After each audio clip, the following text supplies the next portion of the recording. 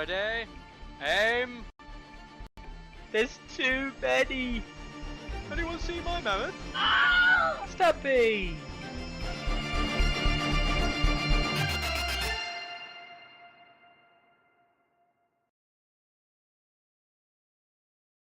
This.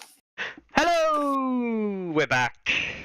I'm back. I'm blurry. I'm blurrier. How is it that, as the host, I'm the blurriest person here, and I've got these two absolutely lovely, wonderful people with me? Right. It is Monday. It's Monday. I had to work that one out. It's Monday. It's the day after Always Winter finished, and I'm joined by two very special people. To my right, left, this side, whichever Left. way that is, where Carlo normally sits. Carlo's not here because he sucks. It's John. It's John Craig. Hello. That's me. Hello. You were the TO for Always Winter, right? That's right. Yeah. And for those of you who don't know, he's a returning TO. He is a regular TO for the Scottish events. Not the only one. He does have a colleague who's not with us today, but does a lot of the other side events and things like that. But yeah, and we're also joined by probably, and I think it was unanimously agreed in the car on the way back from Scotland, the nicest person we've met in song, which is Doug. Yeah. Ooh. Take that. I'll take that. Nice. You sure about that? Doug is quite nice. Yes. No competition, John. Yeah. I mean, the problem is, like, you might be a close second or third, John. You know. I was gonna say Connor's quite nice actually, but no, Connor's a bit of a dickhead sometimes, isn't he? Yeah, he is. Yeah. It's a great day. No, honestly, it was obviously great to be up in Scotland, visiting you guys again. And yeah, it was obviously a great event, which we'll talk about in due course. But go on, John. I think this is this the first time you've ever been on, John? It is, actually, yeah. Wow. Which is mental. Thanks for having me. Thanks for having me. No, it's all right. I'm pretty sure we've known you for like years, literally years at this point. Yeah, 2020, start of 2020. Yeah. Maybe tail end of 1919. I've got an immediate request before we talk about anything else. Right, the biggest request, the biggest bugbear, the thing that we're all kind of on our edge of the seat waiting to hear about, is you used to run a podcast. You didn't? I don't know about that. I can't remember. Yeah, I did. Yeah. I suppose technically I still do because I've not officially retired, but yeah, that's correct. For a lot of people asking about it over the last few days, actually. Watch this space. Yeah, I was looking forward to the GT preview where you go through the lists and then nothing. See, to be honest, those 2 weeks leading up were just the quickest 2 weeks of my life. I just had no time for anything due to work commitments and all sorts of stuff. So recording a podcast episode was not my top 5 priorities, unfortunately. I love that, not top 5. Yeah. Oh. Sorry, guys. For those of you who don't know, I'm going to say dormant, not dead. Dormant is the right word, right? Yeah, dormant's right. Yeah, I would say. The Always Winter podcast, which John ran, along with a couple of the other guys, the likes of Connor and Stephen and things like that, and talked about the game and talked about their opinions on it, but not just the game, but also a lot of other different things as well, in relation to A Song of Ice and Fire, the miniatures game, and it was a long-running podcast. You got to quite a few episodes. Before it all kind of wrapped up, right? Yeah, I think we did about 14 or 15. Yeah. It was Alan Liddell and Grant Fraser at the start, but Grant retired just because of time commitments and location where he was from and stuff. And Alan Liddell's not really played in a while as well. Up here? Yeah, he lives relatively near you, Doug, but he lives on a farm, so he lives not anywhere near the city. It's still a good while out for the city, so probably closer to Peterhead than Aberdeen, to be fair. But all right. But yeah, and Alan Liddell, he still plays, but he's not so much interested in tournament play these days. However, I've got Ross Joyce is on the crew now, so we've been talking, but He'll do. still in the works. Yeah, he'll do. He's all right, I suppose. Need a bit of kind of West Coast banter to kind of go along with my sultry tones. So It's actually really interesting because I played Joycey at LGT, I think, last year, like back into last year. He's a lovely guy, Joycey, as well. A lot of the yeah, guys, he's great. the common theme here. A lot of the guys in the community are quite lovely. Maybe it's me. Maybe I'm the dickhead. Thinking. Oh, could be right. Could be right there. Probably am right. Nah, I'm just kidding. You've always been nice to me, so. Well, I take that as a massive compliment. Doug hates me. So what about yourself, Doug? What have you been? I mean, obviously we'll talk about the event in a second, but what have you been up to in the run up to this event? And it's been a while since I've spoken to you. Since I caught up with you obviously in France at French Nationals, where you were running around in shorts complaining of the ridiculous heat. Definitely. It's much nicer to play. Chris F&M said the same thing. It's much nicer to play in a tournament where by round 2 you're not just sweating everywhere. Yeah, I've just been. It's kind of the off season. I do wedding photography, so that winter period is quite quiet. So get to play a lot of song. Ryan and Paul have been around here at least once a week, playing 3 games each. So yeah, we've just been practicing for the tournament, testing lists, helping them as best I can tailor Greyjoys and stuff like that. I'm no expert, but Paul's relatively new to the game, and he picks up quicker than me.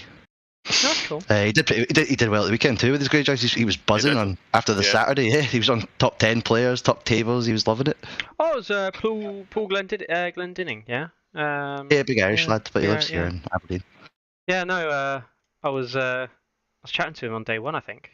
I don't remember why. Yeah. But yeah, no. Yeah, so those guys have just been coming around here. Other than that, just have like weekly board game night and that's it. Okay. Too much Xbox. Sad truth. All right then. So, for those, I want us to give us the fastest rundown of how you got into the game, why you like it, assuming you actually do like it, rather than just being maniacs who do something they don't like. And third of all, so how you got into the game, why you like the game, and third of all, the ever pressing question, which is the best faction and why is it free folk? So I'll let you go first, John. Yeah, right, first. okay. So I got into the game back after the Kickstarter released, just before the Free Folk and Night's Watch boxes came out, and from Alan Liddell, he got me into it. Mm-hmm. We were the only 2 players in our area at the time. What were the other questions? Sorry. Why do you like it so much? Oh, I like it because I don't know. It's just a bit different. The card aspect and the sideboard kind of interested me at first.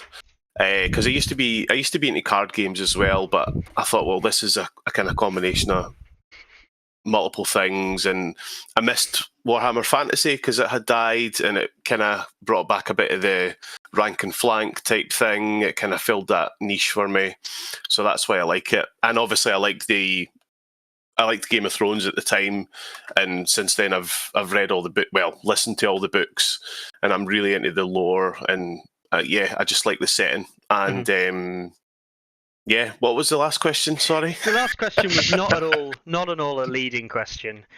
What's your favourite faction and why is it free folk? All right. Okay. Well, in this case, it is actually free folk. So that was the first faction I actually bought and owned, and I've just kind of stuck with it. So I'm known in my group as the free folk player. So not as good as you, Mickey, but I like to play garbage lists that are just a bit fun, and I like animals and bears and giants and all that sort of stuff. So yeah. The thing is, it's not about having to run competitive lists and being amazing, is it? It's about enjoying the game for what it is, and that's the thing. Like if that faction is a particularly enjoyable way of playing, then it doesn't matter, really, does it? And Yeah, it's. I appreciate John, you calling John me and good. your free folk were the thing that showed me there was more to this game than surface level. Like the first ever event I rocked up to in Stirling, Mhm. played you in the free folk, one of the first games, and I was like, you taught me there was more to this game than just pushing forward and fighting things. Who, me? Yeah, you, mate. Yeah. All right, yeah. And there's a bit of kind of subtleties to it, and I quite enjoy that. So yeah. No, that's awesome. That's awesome. And I'm glad that there's another free folk player here. There are not enough free folk players in the world. Everyone should be a free folk player. Anyway, Doug, we'll come on to yourself, mate. What got you into the game, and why do you like the game so much, and why is your favourite faction definitely free folk? The game went on Kickstarter basically at the perfect time. It was like, I think all board gamers go through that period where they back too many Kickstarters before you realise it's you need to calm down. So yeah, basically I was a huge fan of the show. The Kickstarter, I was on a wave of backing Simon Kickstarters, and then they brought out Song Ice and Fire. It was a no-brainer. Favourite families in the house, Lannister, Bolton, both in the Kickstarter. So I was an auto back. Mm-hmm. They were the two factions I was always going to play. So that got me into the game. At least two other people in Aberdeen at the time, I think, had backed and had armies. So we were but we were just playing very casual, nothing too in depth, just putting some orders on the table, throwing some dice together.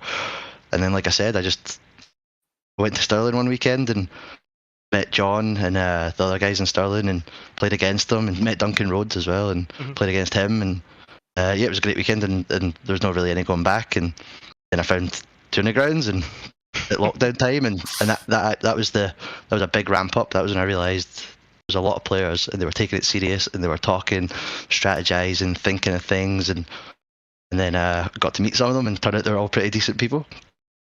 Turns out. That's what keeps that's what keeps me coming back. Like, to be honest, the game for me is good, but it is replaceable if the community is as good as this one. Mm-hmm. Yeah, I'd play any game where I liked the people this much. I think that's one of the things that we'll come on to actually as we discuss the event. But before we really do, your opinions on your favourite faction. I'll give you a bit of leeway because I know it's not free folk, but you're wrong. Your answer is wrong. Absolutely not. No. I don't know. I've never had the desire to play a horde style army. Like I've never got the appeal. Like Nids, orcs, free folk, other things. I've just Skaven. Never got the appeal. Always liked the. Actually, I'm surprised I don't play Night's Watch more. I've always liked a few big guys. That's giants. It's free folk. Free big guys is giants, right? Nice kind of free folk now. Yeah, you're right. Five big guys. Yeah, 5 big guys, but they're not big armored guys. They're completely dishonourable. Not for me. But that's it. Lannisters are absolutely my favourite. Tywin Lannister was my favourite character on the show. I'm not a book reader. I'm a show fan. Tywin is an amazing character on the show. I love his backstory. I wish he was a slightly better commander in the game, but I'll take what I've got.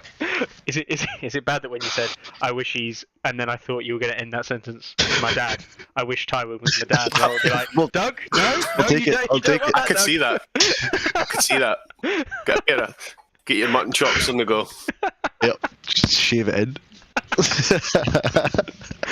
Other than that, Ramsay Bolton was a favourite character. So if the rumoured Bolton's becoming the next faction thing's true, I'll probably switch over. Yeah. The potential rumours of neutrals actually becoming a faction, I should say Boltons, really, not neutrals. All right then. Okay, so now that people know a little about us, that was a casual 15 minutes burn. See, I'm very skilled at this whole interviewing thing. No, we'll jump into the actual event itself. So,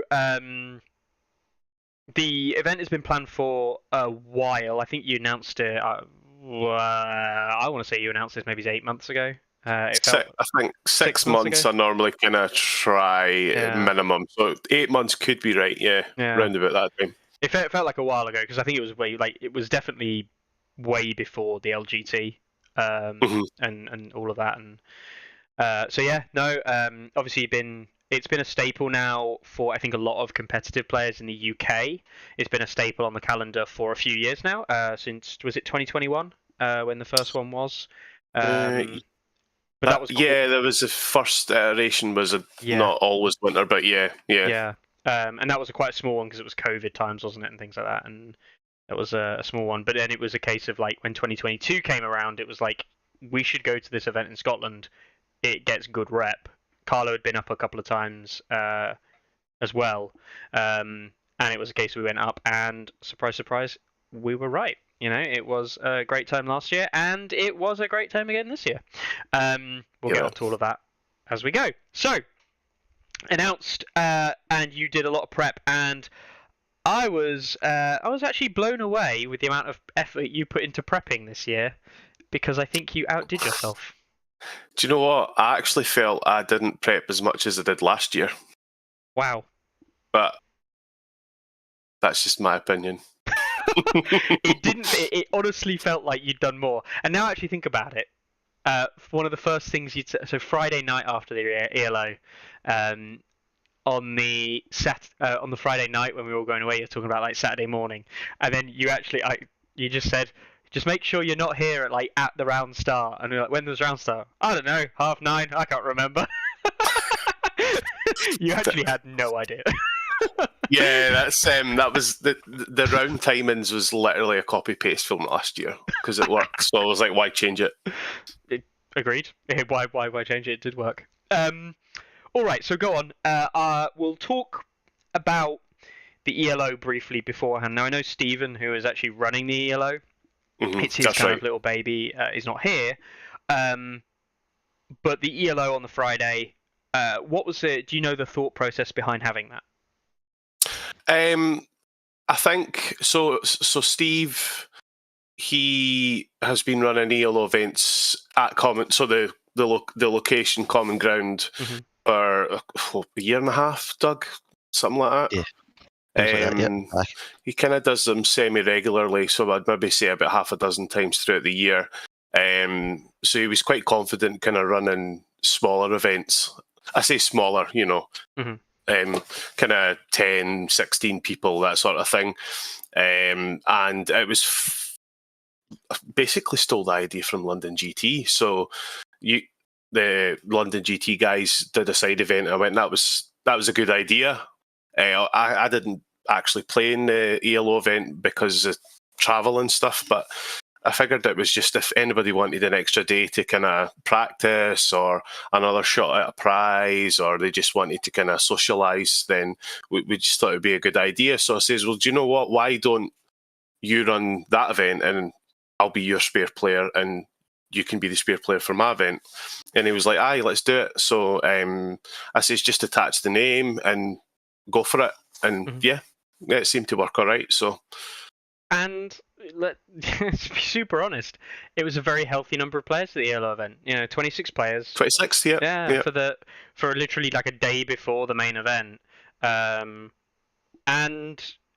it went down really well. As a player, I know Doug played as well. Like the ELO event was epic. And actually, it was also very bizarre because we got 2 Greek players show up for the ELO event. Yep. Who didn't know the main event was on. I have no idea how that happened. There are actually 3 people at that event who didn't play at the main event. One of the guys just couldn't make the weekend. Stuart, no, right? Sorry, 4 actually, 4. Yeah. Matt couldn't make it either, right? Yeah, and then the 2 Greek guys.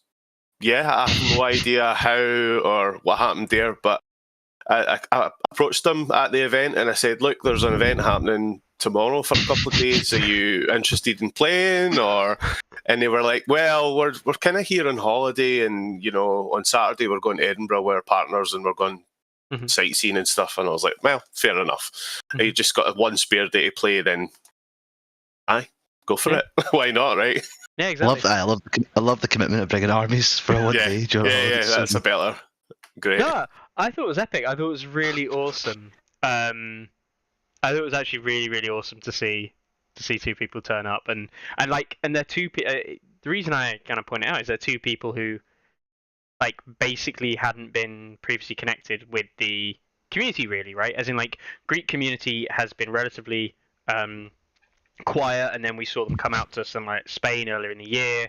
We've seen a couple of Spanish Greek players like take to the internet and stuff, on like some Facebook pages and stuff, and then all of a sudden it's like 2 random Greek players in Spain. What the hell? Sorry, in Scotland. Like, what the hell? Yeah, Like, very random. Where's this come from? And it's awesome. Like, it's actually awesome that happened, and I was blown away that was a thing that just happened. But yeah, the ELO event was good. I enjoy a good ELO event. Doug doesn't. And I got to First play time- as well, first- which was good. First time we got to play as well, Mickey. It is the Our first time. game was in the ELO. Yeah, first time we ever played as an ELO again. You actually played in the played in the event as well. Yeah, so we had I think it was 25, so I jumped in for 20. I have no idea where I placed. I'm gonna try and find you now. You actually came 4th. I have no idea how. No, Uh, surely he's got 4 games. Don't trust it. He's got 4 games submitted. Oh, no so I chance do. he was Yeah, fourth. yeah, No, yeah. it's just a logging error. It's just a logging error. Yeah, I actually wasn't feeling fantastic on the Friday, so I played game 1 and Connor played my game 2, and then I played game 3. So, but I got a couple of games in, so I was quite happy. So, No, that's awesome. excuse the club name. Let's say a joke between me and Connor. It's fine. We've seen worse. I love that you didn't know where. I don't know how well we did. Don't know how we did. You came I fourth, had mate. no idea how I placed. Yeah, and all I know is I won 1 game, and that was it Fair. between me and Connor. Did Connor win? No, it was No. your game, wasn't it? That you won. Good. It wasn't, Yeah, it wasn't last you one. didn't hand it over to Connor to win your game for you. No. Oh dear. Yeah, I was pretty chuffed. Unfortunately, Drogon couldn't join us at the weekend, but Yeah. if he Yeah. had, then I had a chance to play all of the French crew. I played you, I played Chris, I played Carlo. Over the course Just of the full missing weekend, Ross. yeah. Yeah, Yeah, just no, missing Ross. Just yeah. That's right, isn't it? Yeah. Oh hell. Yeah. So we saw Andy, Lord Robbo, pip me by 0.1. I'm so mad. With his Targaryens to win the ELO event, and rightly so. You know, running Queen and Marine and Jorah Mormont into a 3-0. That's But, good going. Couple of free folk people, you know, doing quite well as well. I took the old Victarion Balon combo, which was fun. And yeah, Doug was the hardest game of that day, I think, for me. So I played. Yeah, it wasn't that hard though. That game. That was when I realised you play a different game from me, Mickey. When you were able to tell me what cards were in my hand by tracking what I'd been playing throughout the whole game, that was like, we play different games here. Yeah. Yeah. Yeah. That was towards the end of the game, definitely. Yeah. Yeah, no, that was a good game. That was really hard, actually. That's the only game of the 3 I played. Felt like it was a game of 2 flanks, right? My Yeah. Gregor was wrecking your bowman on one flank, and you were wrecking me with drowned men of all things on one other flank. It was the only game I played where I genuinely thought, oh crap, I might actually lose. Like in the middle of the game, I might lose this. You know, you go into a game and think, oh, I can win this. I can do this if I follow my strategy. And then you start in your strategy and you get through like the first few rounds, and usually by round 2 or round 3, you're like, yeah, everything's going great, or maybe it's not. And it's those times where you go, oh shit, maybe it's not. And I had that moment against you, Doug, of course. And it all came Gregor down was to just fair chomping charges. bowman. Yeah, oh god, he chomped some bowman. He really chomped some bowman. But yeah. Yeah, no, that was good. I really enjoyed the ELO. It was a good day. And it was just a warm-up, right? Just a warm-up. So, we come out of that, we go to the main event. Now, the main event, obviously 6 rounds. And, you know, you talked about the schedule, John, being similar to last year's, right? hmm The 3 games on the Saturday, 3 games on the Sunday, and as it turns out, the 3 games in the ELO. So it was 3 days of 3 games each, 9 games, which by the end of the day 3 you are getting tired, but actually like it's not too much in one day. It's not overkill, and like you're not burnt out by the end, you know, of each individual day. You're tired, you're drained, but you're not burnt out. Yeah, I would agree. Why choose the 3 rather than? I know a lot of people prefer going to like a 4 on the Saturday, try and squeeze a 4th in, or you're just a big fan of just like take it easy have the chill? Well, tournament-wise, so I used to play AOS, and the setup for tournaments was 3 games on Saturday and 2 games on Sunday. Are you talking about 7 versus 6, or? Well, it would be 6, but like doing it a 4-2 rather than a 3-3. Oh, yeah. I think it was just, it's just a better split. You can kind of play about with the schedule a bit so that, you do finish a bit earlier on the Sunday as well, and you've got a bit more time on the Saturday. And I quite like having the bigger gaps between games, because it gives people a chance to, catch up and have a chat and get organised so that they're properly ready for when the timer starts, so they've got plenty of time. They don't need to feel stressed or anything like that. So that's the kind of main reasoning behind it. Yeah. I was going to say, for an event schedule, and I don't know, as a player, Doug, I don't know if you felt the same. I've always felt that Always Winter is actually quite relaxed. Like, it's a very relaxed atmosphere. I feel it not only is a good reflection of who John is, but who we as a Scottish people are. We are all pretty chill, and that is the way the event feels every time. Yeah, it does. It's very Couldn't be more laid back, Doug, could you? Couldn't be more laid back. Yeah, I've been told that a lot. Yeah, I'm horizontal. But it's nice because, and I think you bring out a very good point there, in that it ends up being a celebration of the community and like the time getting to talk to people, and between games you're like, oh, how did you do? And you're not just trying to go to your next game, you're not thinking about your next opponent, you're actually catching up with people. And there's some people are very skilled at quickly describing a whole game. I noticed that at the weekend. I was like, you are really good at that. I know exactly what happened in your game, and I spoke to you for 30 seconds. Yeah, and it's crazy. And I mean, I got to chat with people that I've not spoken to. I've spoken to a lot on Facebook, or seen at last events and things like that. And that's the key, for someone like myself, is that there's lots of people I would gladly have a chat with, but you don't necessarily always get the time. And I said it at the time, actually, it's mental that throughout the whole weekend, I don't even think I got to say hello to Kieran Scadders up until 5 minutes before leaving on Sunday.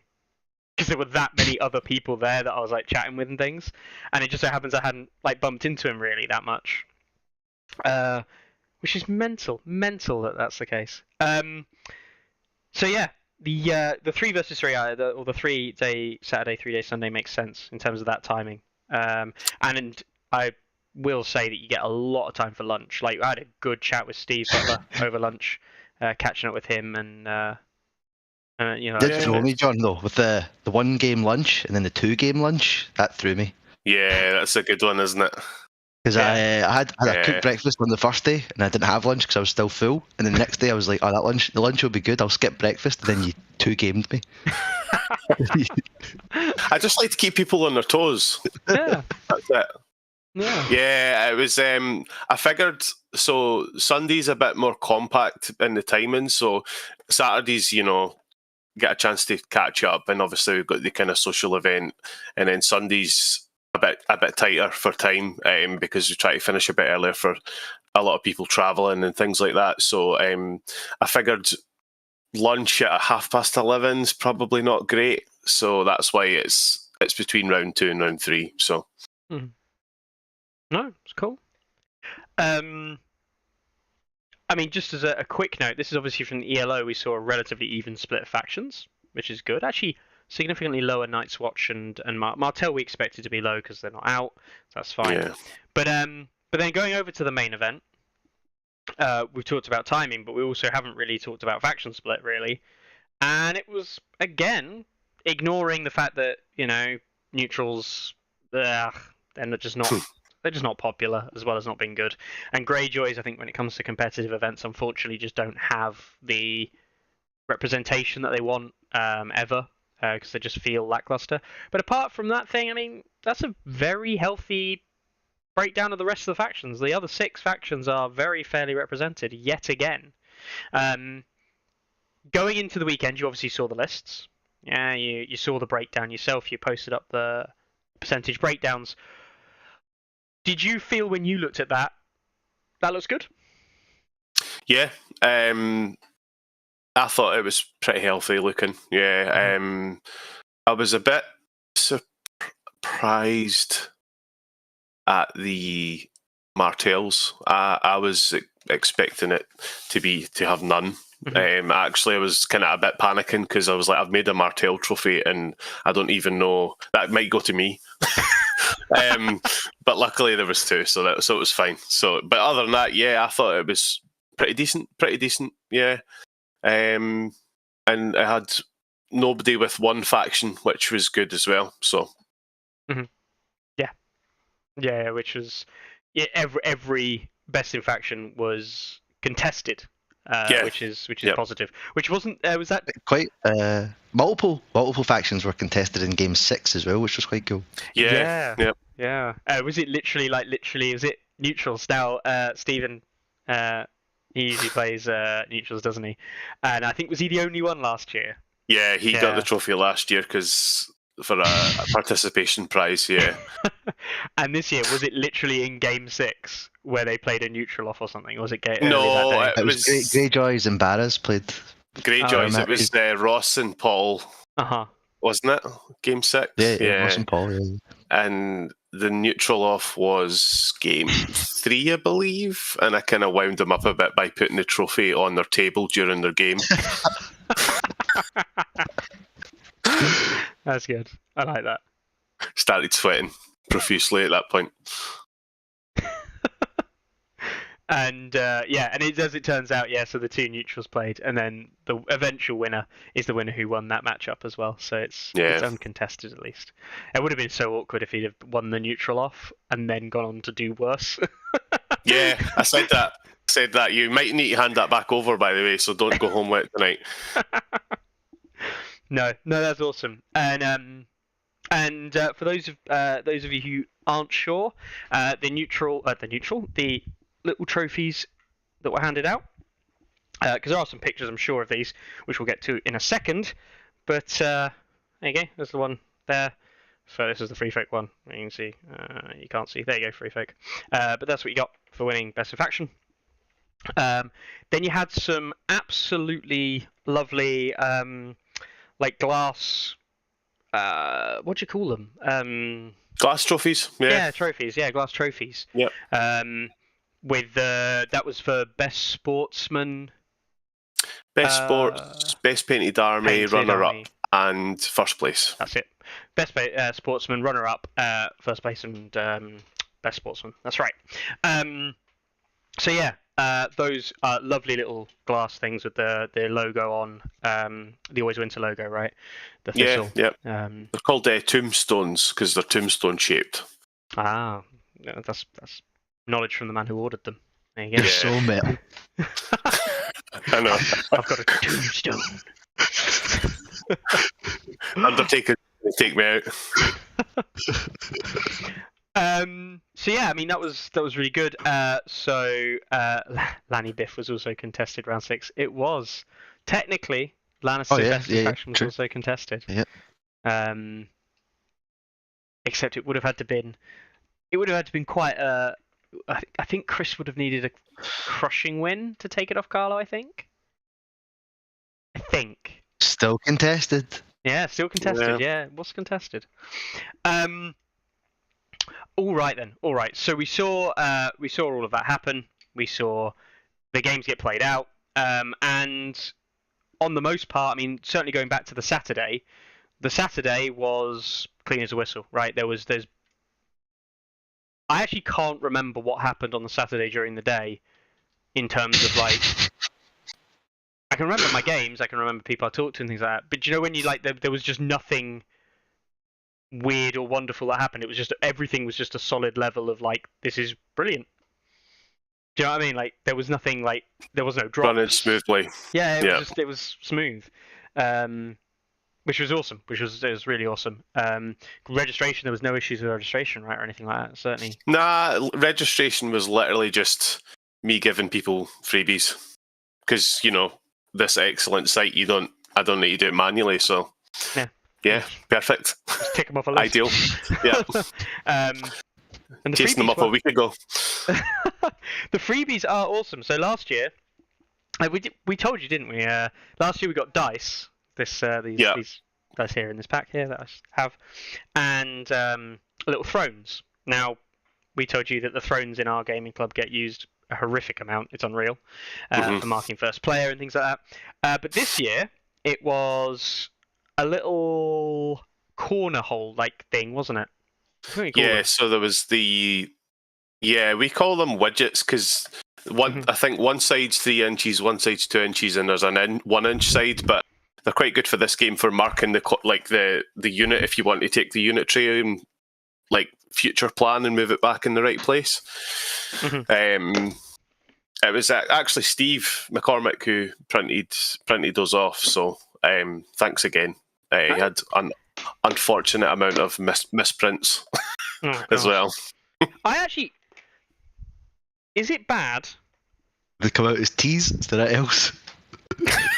No, they just had like loads of holes and stuff in them, and they were all like kind of lumpy looking and feel like they needed a bit of cream. Yeah, that's them. This is actually going to sound really bad. And I hadn't thought about it, but obviously you handed these out and things like that, and I just thought, oh, cool, yeah, awesome. You look at it, and the musical notes on it, by the way, if you do that, it's the theme song for Game of Thrones. Song of Ice and Fire. Yeah. I didn't realise these were 3D printed. Yeah. That's just really nice and incredibly useful. I used mine so much during the event; it was unreal. Yet again, another useful widget that I'm going to get from Scotland. That's probably definitely going to get used a lot. You need to continue doing it. I like it. Always into 2024 needs to have another useful thing, and eventually, if you've attended all of them, you'll be able to just turn up with an entire always win. Yeah, well, that was the plan. So last year, actually, you got objective markers as well, which were kind of made of black, like a black acrylic. Yeah. And this year you got measuring sticks. Well in France. People in France like those objective markers. This year it was measuring sticks made from the same colour acrylic, and they also have the logo, so they match the objective markers. So, see, you guys. God knows what I'm going to do next year. You guys think of a lot of things. A deck holder. That's what you need. Oh God, no! Actually, that would be quite difficult to do. I've got something in the pipeline that I was trying for this year, but it just didn't work time-wise. So. Oh, you'll need to come next year to find out what it is, but I'm not going to spoil it. Persuading me to come to an event next year. How hard is that? So there you go. I'm getting these out of the box. There's the acrylic ruler, and it went with that. The token there. Look at that. Yeah, I quite like. So it's a bit thinner than the standard ones. It's like half the width. So obviously it's not as useful because it's not an inch wide for checking, but it's quite useful if you've got units that are tightly packed and you want to fit the ruler between the two units. So I thought that was cool. I tell you where we used it the most actually during the games. It was for measuring range of range units because it was easier. With being smaller, that it's you could easily check the ranges. Awesome, yeah. I mean, so freebies all round. Again, the games. Doug, you were playing some games Saturday. You must have remembered a standout moment from your Saturday games. Oh, I've got one now. I think about it as well. But go on, Doug. You go first because you've absolutely caught me off guard. That's absolutely fine.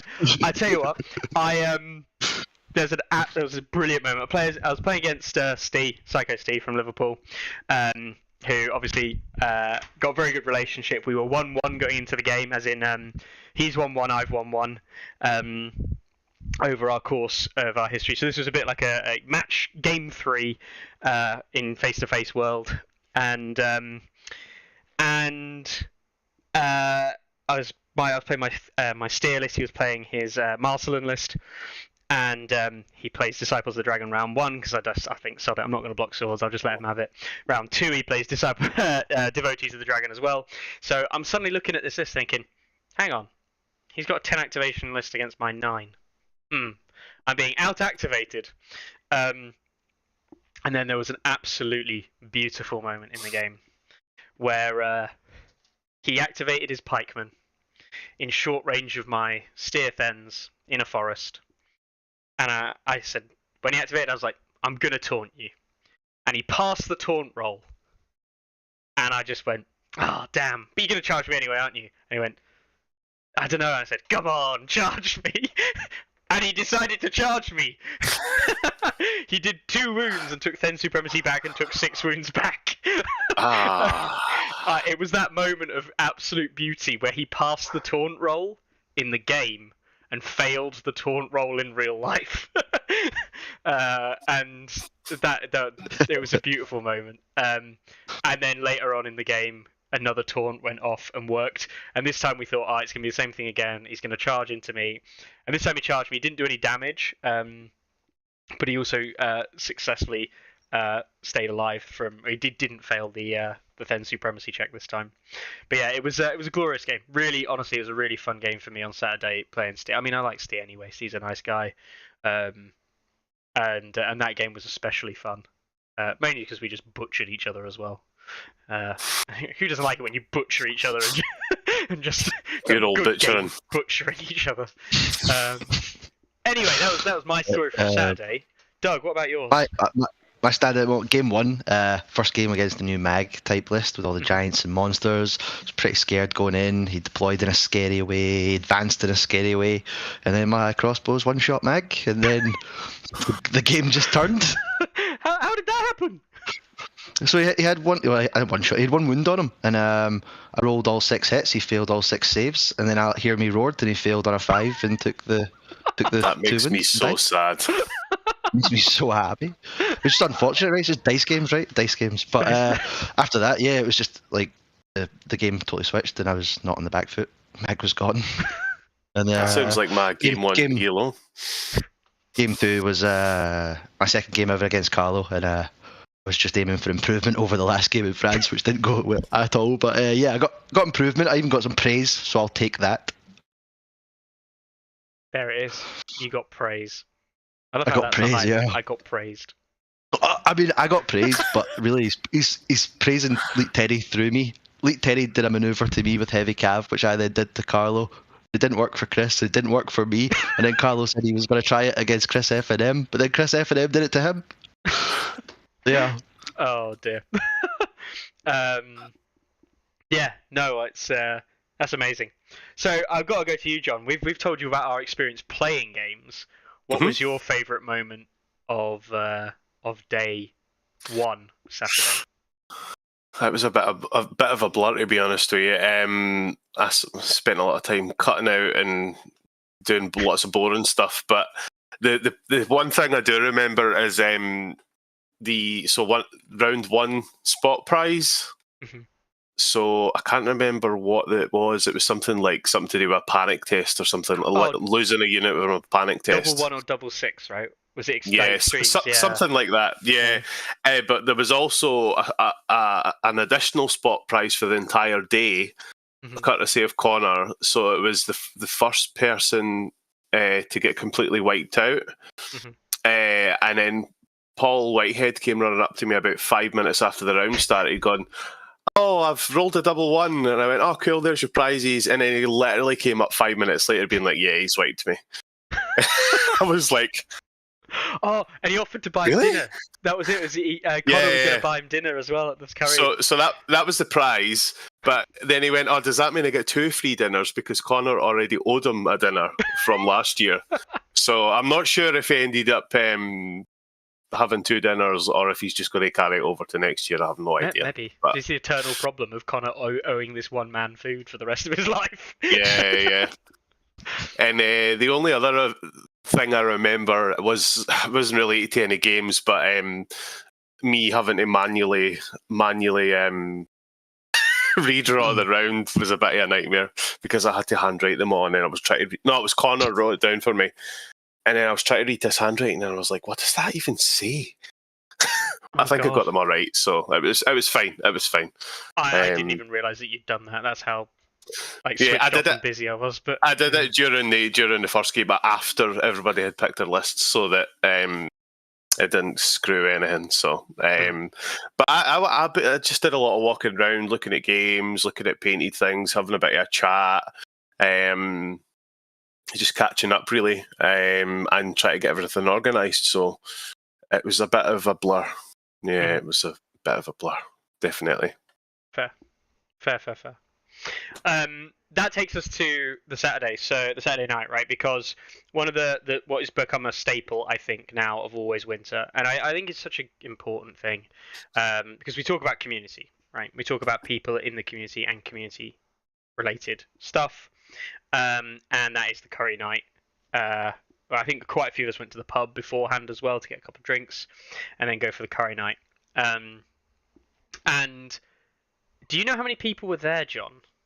Because Do you know what? I don't, because I wasn't there. I thought you were at the other end of the table. I had to run because I was knackered, but Steve was my lift, and he had an incident with his child the night before, and was on like 2 hours sleep. So we needed to dash, unfortunately. But I have no idea how many people went. It was a lot, wasn't it? I heard about it. So I want to. Must have been 30 something, right? So high 30. 30s. So given that the event was 50 people on the day, which is very strong showing, nice half century, and 30 something people must have been at the food, because we had like 3 or 4 booths of 4 players each, and then there was like 2 tables which must have been like 15 players on each. There could have been nearly 40 people at the meal, I reckon. Which is nuts, right? That's like the vast majority of the tournament is in the same restaurant, hanging out, chatting, having beers, ordering garlic naans, and waiting a couple of minutes to arrive after everything else. It was awesome again. And it wasn't just players, right? There was some people, certainly the DMG guys and Philippe from France, who was across. They'd actually brought their partners as well. And their partners were there in the meal, and that was awesome as well. It was it was just highlighting how important the community is, I think. I know, Doug, you did a lot of floating around at the meal. You sat with like a billion people at different times. Even right from the start, like Connor, what's his name? Night Lord Commander. He's from Lord Commander Condor. In that group. Yeah, Lord, this one. They're a group of 5, and the booths only sit 4, so he just randomly sat with us, and then turned out he's a top lad and got on pretty well. Ended up throwing some liar's dice, as you do, and then it was curry time. Liar's dice. Yeah. Yes. And then just jumped over and spoke to the guys from Glasgow about Marvel Snap, and then came and sat next to you guys, and then you guys, your dinner came, and you were like, "Doug, go get your food," and I have eaten and paid 30 minutes ago. Oh, it was crazy. But I mean, it was nuts. It was just nuts. Like, yet again, like, it's just such a good moment for us, because we all went for pints as well, didn't we, beforehand? And that was great. And a couple of us went for pints. What was the name of that pub? That pub had a weird name. Nicky Tams? Nicky Tams, Nicky Tams, that's the one. That's the one where when you go to the toilet to pee, you have to go like that. Yeah. What? That's the 3rd time someone's done exactly the same thing and said, to pee you have to go like this. Because apparently the ceiling slopes. That's my old taunt. But no, I mean... the pub's not the toilet. Oh dear. I did see your number still on the wall. Oh, I forgot about that. Oh dear God. Yeah, but it was like we went along, and there was like Connor and Dan were waiting for the rest of us because they had left a bit earlier, and we were all there. And then like as we came, then some more guys came, and it was like we were a group of like 2 or 3, and then it was like, hang on, there's like 11 or 12 of us waiting in the pub to go down to the Indian before the curry. Then we got there, and there were people already there, and it was just a really obviously social event, and talking to people you don't really know, some people you know but only just, and obviously then you got your friends and people that you've known for a while. It was awesome, absolutely awesome. And there was a moment which I thought was absolutely truly brilliant, which is when we found out that some of the DMG guys from Redcar didn't turn up for the meal after they said they would. Yep. And I am going to give this guy a shout out because the guy deserves it. Alan, who's one of the guys who, like, he's one of the main guys in DMG. You've got Aaron is basically like the club leader, and Alan's like club leader as well, kind of thing. They're 2 of the big guys in the club. Alan stormed out of the restaurant, stormed out of the curry house, went all the way back to the hotel, to the pub, to the Beefeater where they were grabbing food just next to the hotel so they could get an early night. And in the middle of the hotel, literally sat in front of like Nige and said, "I can't believe you've let Connor book you spaces so you can sit in this restaurant and you've not even bothered showing up. And you didn't tell us face to face. You sent us a message after you got back to the hotel. You're a disgrace," or something like that. And then stormed back to the Indian restaurant. And I was like, "Oh, mate, Alan, that is absolutely legendary." That's great. I think it's epic. I think it's so epic, and it's not because obviously, if those guys wanted to head back early, that's absolutely fine. There's no actual issues with that. But I think it just encapsulates like what the whole point of these events is. It's the community side again. It's about spending time with people you don't get to spend time with a lot of the year. And Alan, when we That's heard amazing. about that, it was amazing. So good.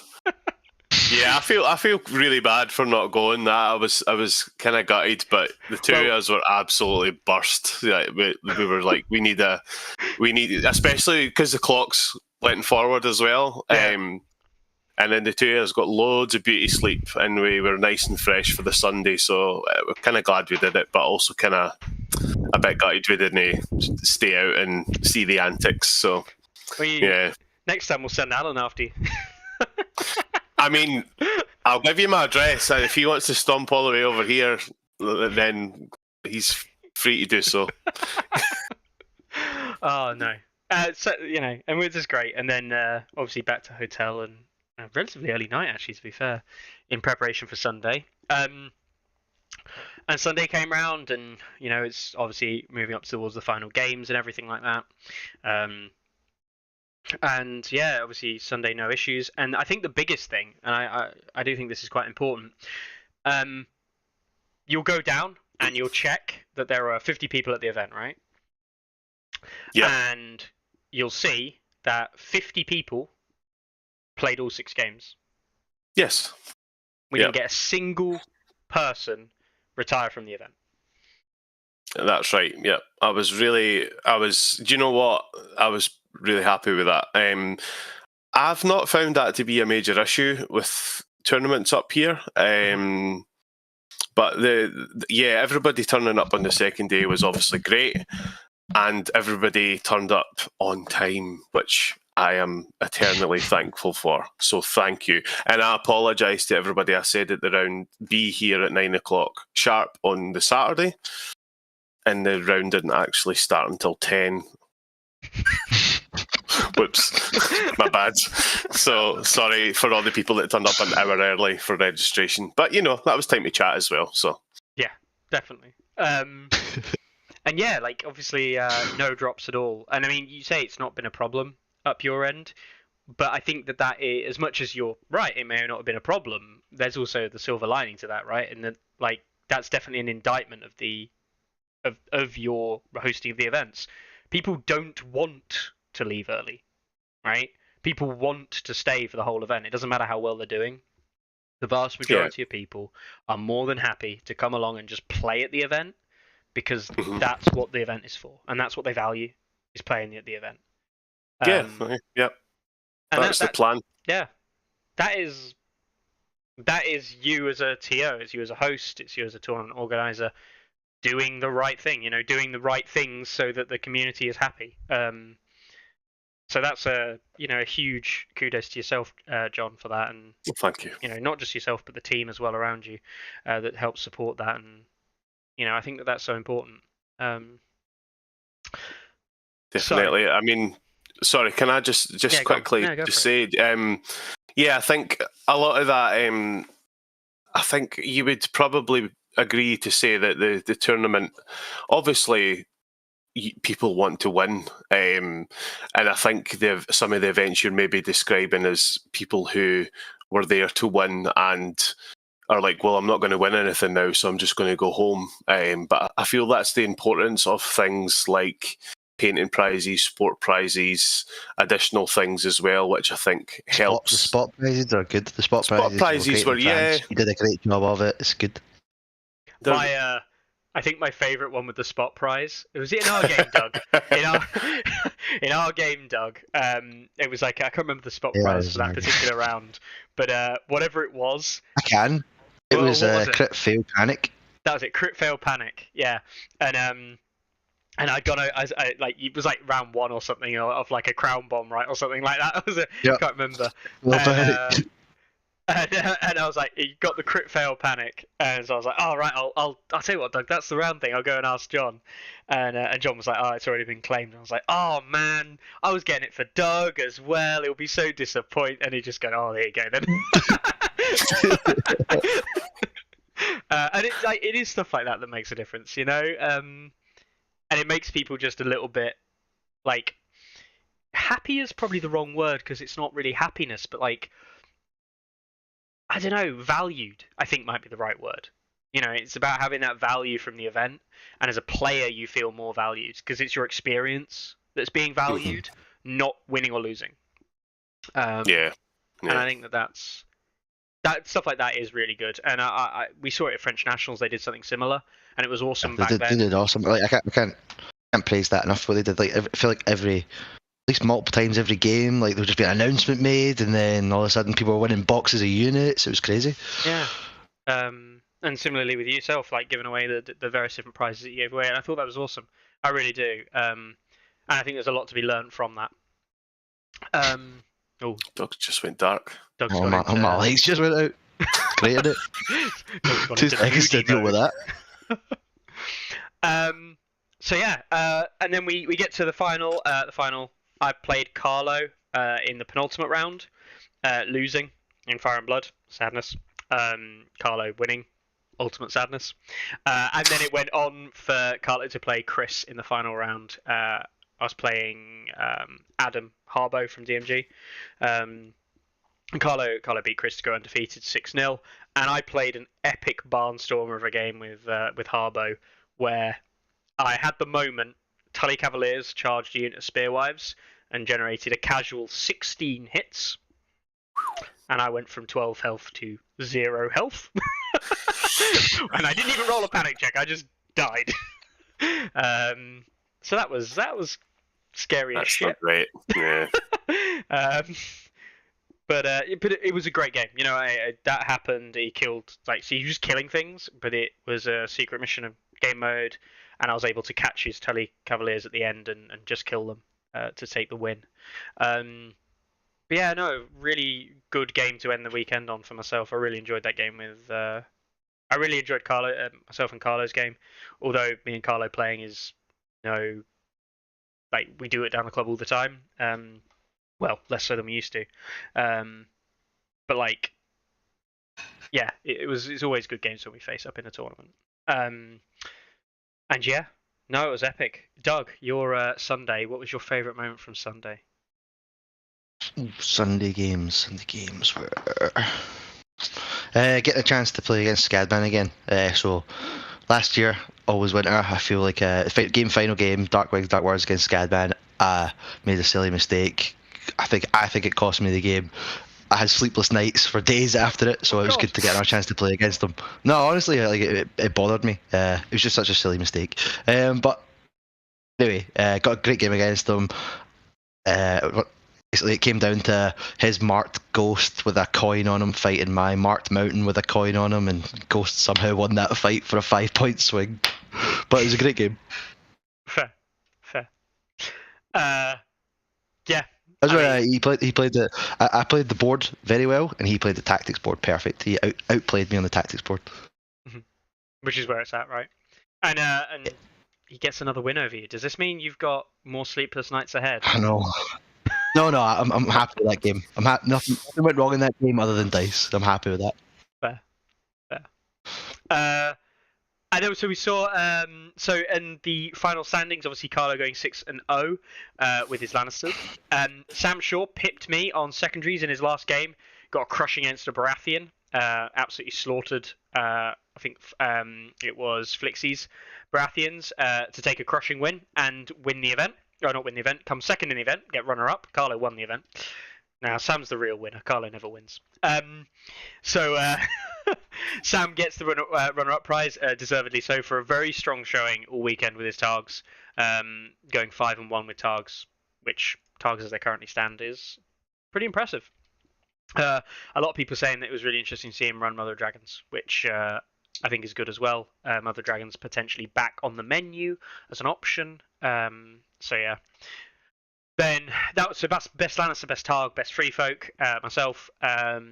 Also going 5-1. Best Baratheon was Shane Anchors from Dead Meta, which is good to see because Shane's been playing a while, but he's not been playing that long.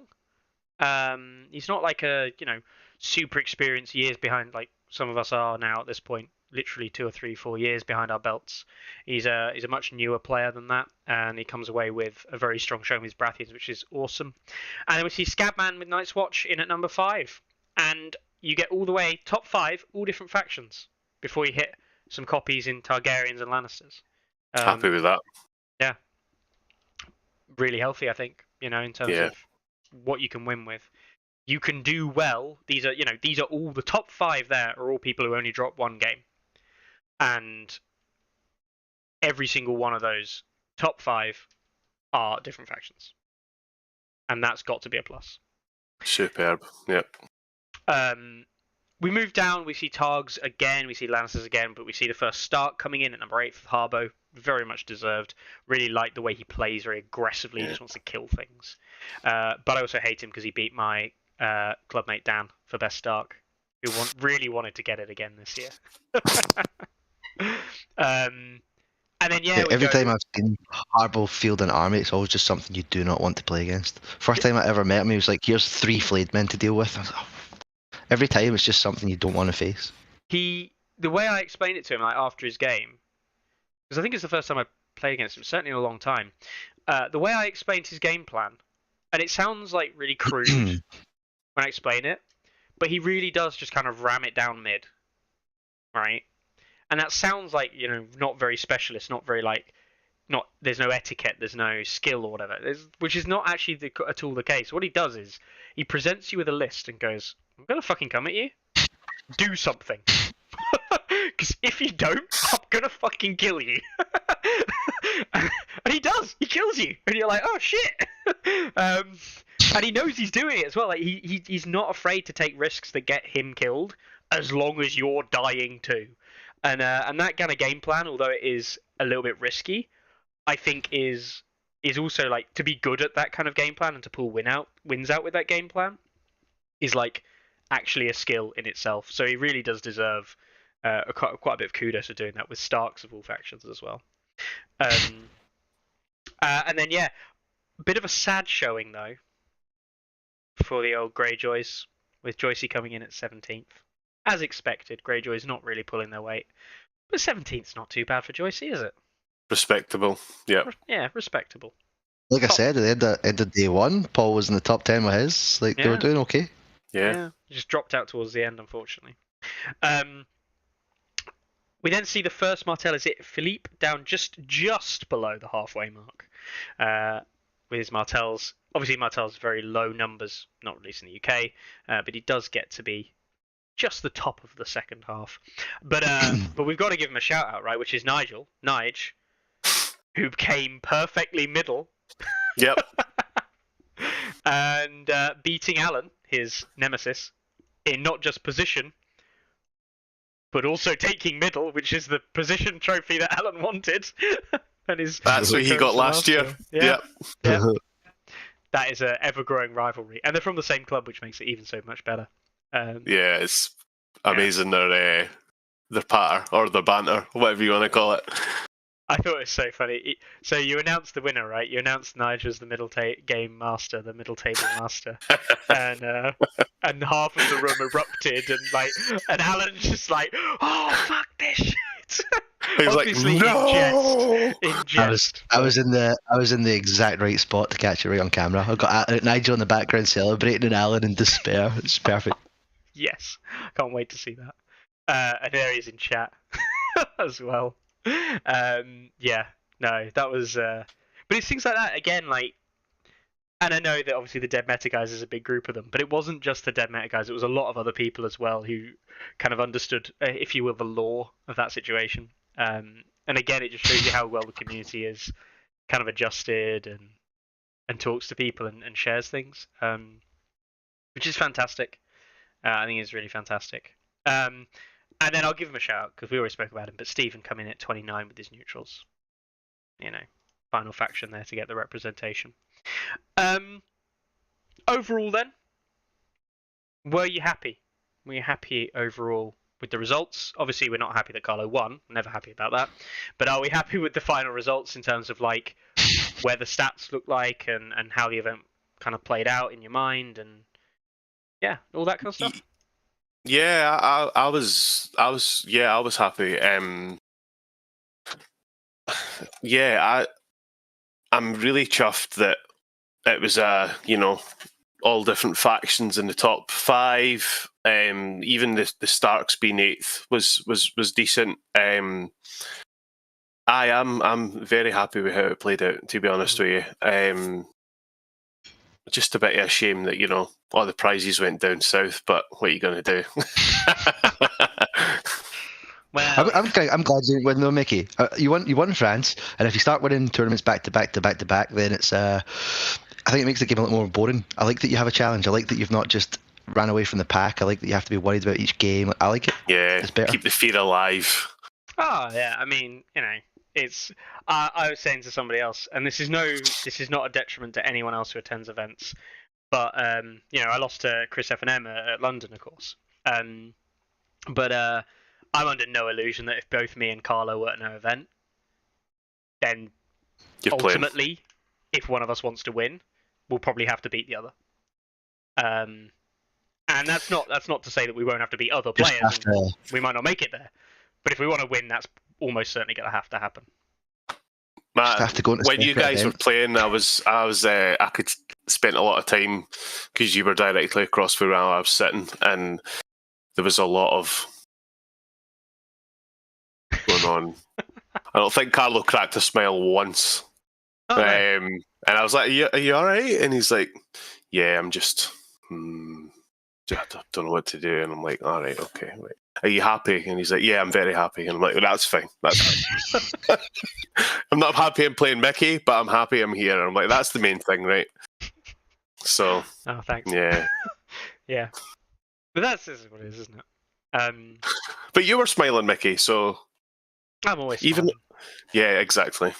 Even when I'm losing. I actually genuinely thought, I'm not going to lie, I'd lost the game when he killed a certain unit. I thought he'd reached 10 victory points and it was the end of the round. And then we counted and he was on 9. And I was like, oh, cool. I mean, I've still definitely lost this game, but that's not as bad as I thought it was.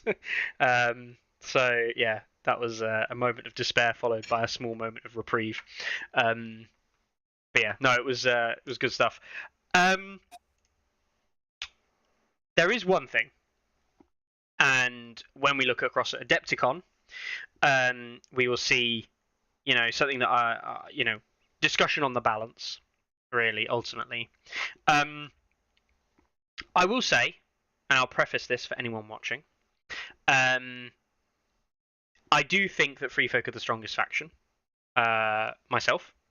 I do still believe that, and I don't believe that that's ever changed in the patch. Varamir, probably very good.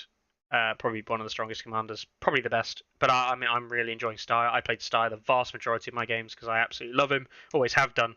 I just didn't really get much. I didn't feel like I could play him as much last year.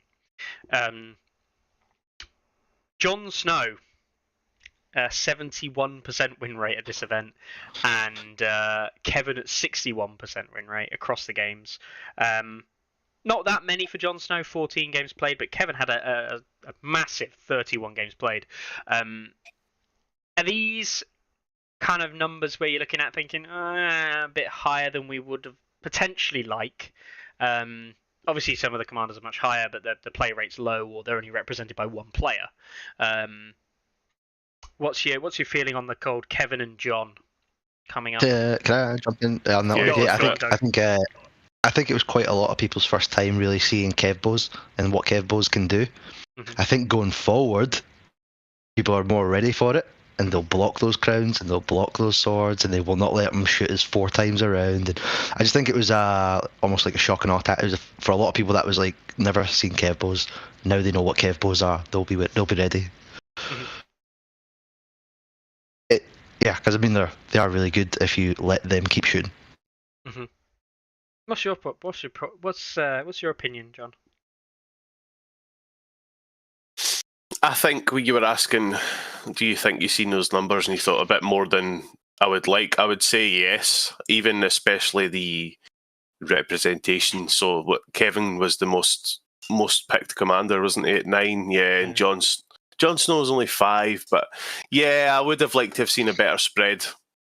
You know, I mean, I can't really complain too much because the faction spread was so kind of even. Yeah. So I'm not going to complain too much. No. Yeah, I very much believe that if they're going to play it to win, then that's probably going to happen. It happens, you know, with Night's Watch and Othel. Stuff's always going to sift to the top, right? But, you know, yeah, shout out to the Weeper on his 100% win rate. Well, I also have to give Dan credit as well, taking Howland Starks and going 100%. 3 out of 3 Oh, wow, games. 3 and 3, that's good, yeah. That's my mate Dan. He was absolutely chuffed when he saw that at the end of the event as well. Oh, it's the commander with the best win rate, basically, and it was all him. So, yeah, no, well done. It's like you say. I don't believe the answer is to smash Kevin down. I think it's Kev Lannister other choices. Yeah. And the other ones up. I think what's actually super interesting is if you actually look at the numbers here, you look at Kevin's play rate. He was picked 9 times, but he had a play rate of 31 games, not including mirrors. Drogo was picked 9 times, and he was only picked 16 games. So, like, Drogo was picked as a commander option by basically every Targ player, but he wasn't actually played nearly, like, he was only played in about half the games, maybe, or less. Whereas Lannisters felt like they had to play Kevin. I actually got asked from somebody if they were allowed to pick the same list for all 6 games. Oh, wow. And I was like, yeah. And he was like, all right, okay, well, looks like I'm picking the same list for all 6 games then. So I'm pretty sure Kevin was the one he was picking, so... Maybe, yeah. I played Kevin all 6. Yeah. And I think that's just down to... matchups not want to play that, right? And... What was your second list anyway, Doug? I didn't actually know. Adam, 2 Warrior Sons, Bronbows, Mountain. Yeah, that list.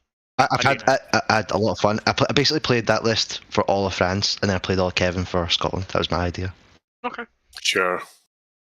That list, I didn't play any Baratheons, right? That list, against Baratheons, I take Adam every time. Like, he just laughs at them.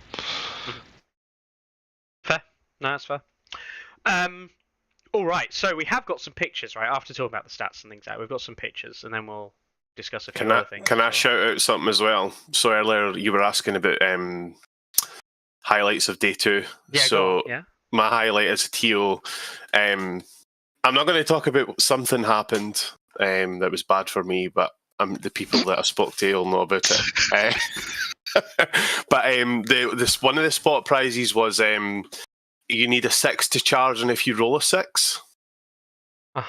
And I remember Nige way at the back just shouting, "Come on, need a 6!" about 3 times, and then somebody else ended up winning it. And I thought, it's only nice that I go up and tell him that somebody's claimed it. And he went, "Are you going to tell anybody else?" And I was like, nah. It'd be funnier. And he was just absolutely creasing himself laughing. He's like, "You're a bad man." Yeah. Everybody just try to get a gung-ho charge for the spot prize that's already been claimed. So that's going to be my favourite point of Sunday. So Favourite point of Sunday. That's awesome. So we've got I've got a range of photos here from Doug, who did take a load of different photos. We'll just let those play in the background, and we can always pause it. But just give I took a lot of photos. This is only a selection. I still have to look through all of them. So you've got a whole gallery, right, of stuff, right? There's hundreds. That's a tenth. That's a tenth of the photos I took. Oh, Jesus Christ. So thanks for putting this together, Doug, first of all, and thanks for taking photos. you know. Yeah, I can't wait to go to my bed. I haven't slept since. I'm kidding on. I went to bed. That's a great shot. Pensive, Aaron. But yeah, okay, so... Prince of Aaron is my number one photo from the weekend. Best photo of the holiday. Really? Okay. Yep. Those of you obviously seeing, there's some of these display boards as well. This is Brian. Those of you who haven't seen Brian McGonaghy, his display boards are ridiculous. He always makes one for Always Winter. He made a Greyjoy one, and this year he made a Battle of the... Is it Battle of Fist? Fist of the First Men. Fist of the First Men, yeah. No, oh dear. But yeah, so he makes these brilliant things, and he does a story, right? You do a massive story competition. Yep. So, sorry, carry on. No, he's mental because he actually writes he doesn't just write a short story. He legitimately writes it and prints 7 or 6 A4 sides of story. It's nuts. Yeah, there's people who put an effort in to prepare for a tournament, and then that's what Brian does. He's out there on his own, a league of his own. I cannot wait to see next year's. I'm not going to spoil it, but it's going to be good.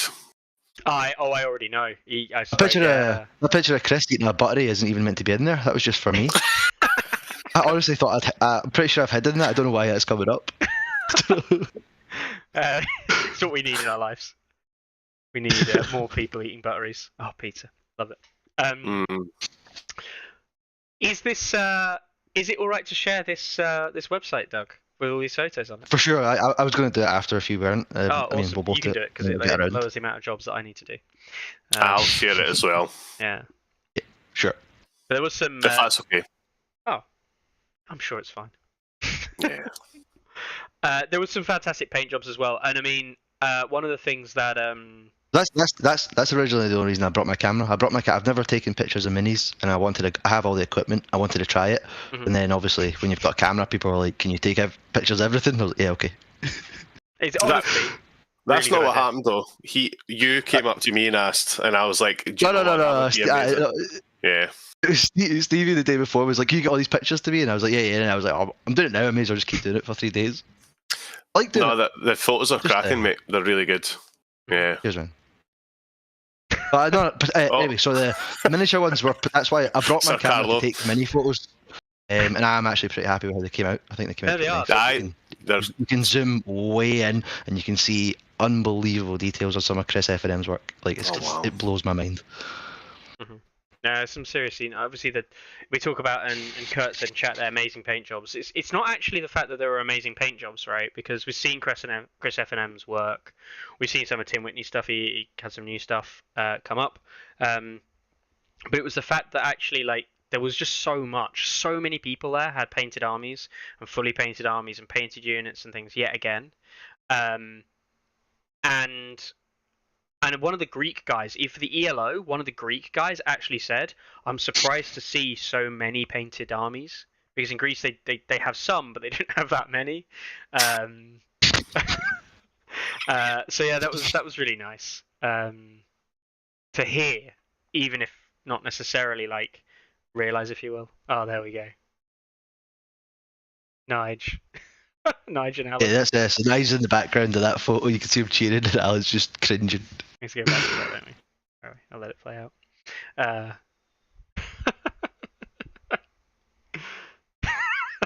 That is Amazing. Honestly, it's amazing. Yeah. And then we had the other prize, which we didn't talk about. There were 3 swords and a dagger up for grabs. The dagger went to best painted. Which was... John, that has to be the most rewarding tournament I've ever seen for this game. Mm-hmm. Usually, one sword is given away. He gave away an armament. Mm-hmm. Yeah, so there was the dagger was for best painted. Jon Snow's sword was for the winner of the ELO. The Brienne's sword, Oathkeeper, that was for best sports. So a lot of people are like, "Why are you giving a Lannister sword for best sports?" And it's because Brienne is given it, and it's called Oathkeeper. So it's like Brienne's a nice, honourable person. And then the winner got Ice. Ed Stark's sword. So I was just kind of browsing online for prizes, and I just came across weapons, and I was like, and I messaged Steve. So Steve is the owner of Common Ground Games, and I said, "Are you all right with me having weapons?" And he was like, "Yes, I mean, as long as they're," and I was like, "They're unsharpened replicas," and he's like, "Yeah, that should be fine, I think." And then he double checked, and he was like, "Yeah, that's fine." And I was like, "Do you know what? Let's just do it. Let's just do it, and it'll give people something to kind of look forward to." And I hope I got that. I remember Brian saying, "I've actually got a space in my gaming room that I could fit a sword perfectly," and I was like, "It's nice to hear." Do you know what I mean? Mm-hmm. But yeah, so it wasn't all the kind of top winners that actually got the swords. So one was for winner, one was for sports, and one was for paint, and that was the idea. So everybody had a shot at getting something like that, and I think it worked well enough. Yeah. Yeah.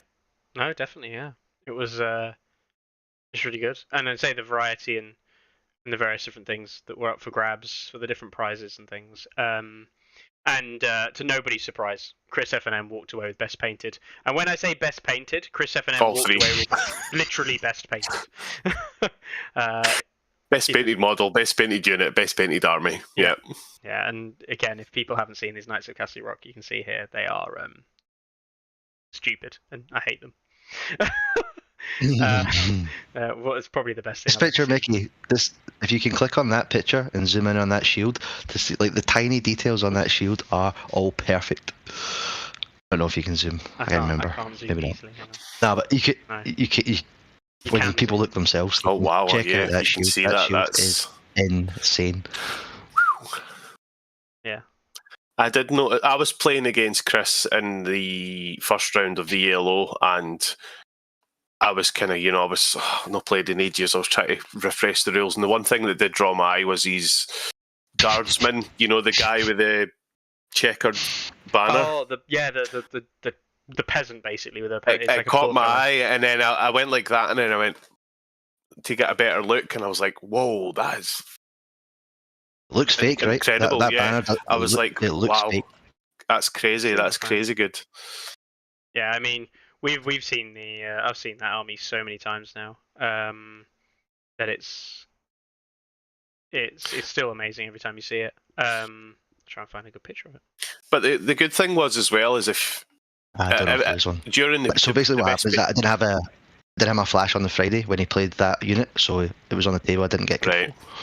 Okay. Yeah, even if so, on the Sunday was when we were judging the best painted army. So everybody had their armies displayed on their table that wanted to enter, and I gave everybody an opportunity to go around and actually have a look at them. And there was not Chrissy's was obviously incredible and won all the prizes, but there was loads of other armies that were really nice as well. The two that kind of stuck, well, those three that kind of stuck out to me. So Tim's, Stark's, there was Alex Bordos, his Free Folk, so he had Mag, a couple of giants, and the Mammoth. So yeah, if you scroll up, is it yellow?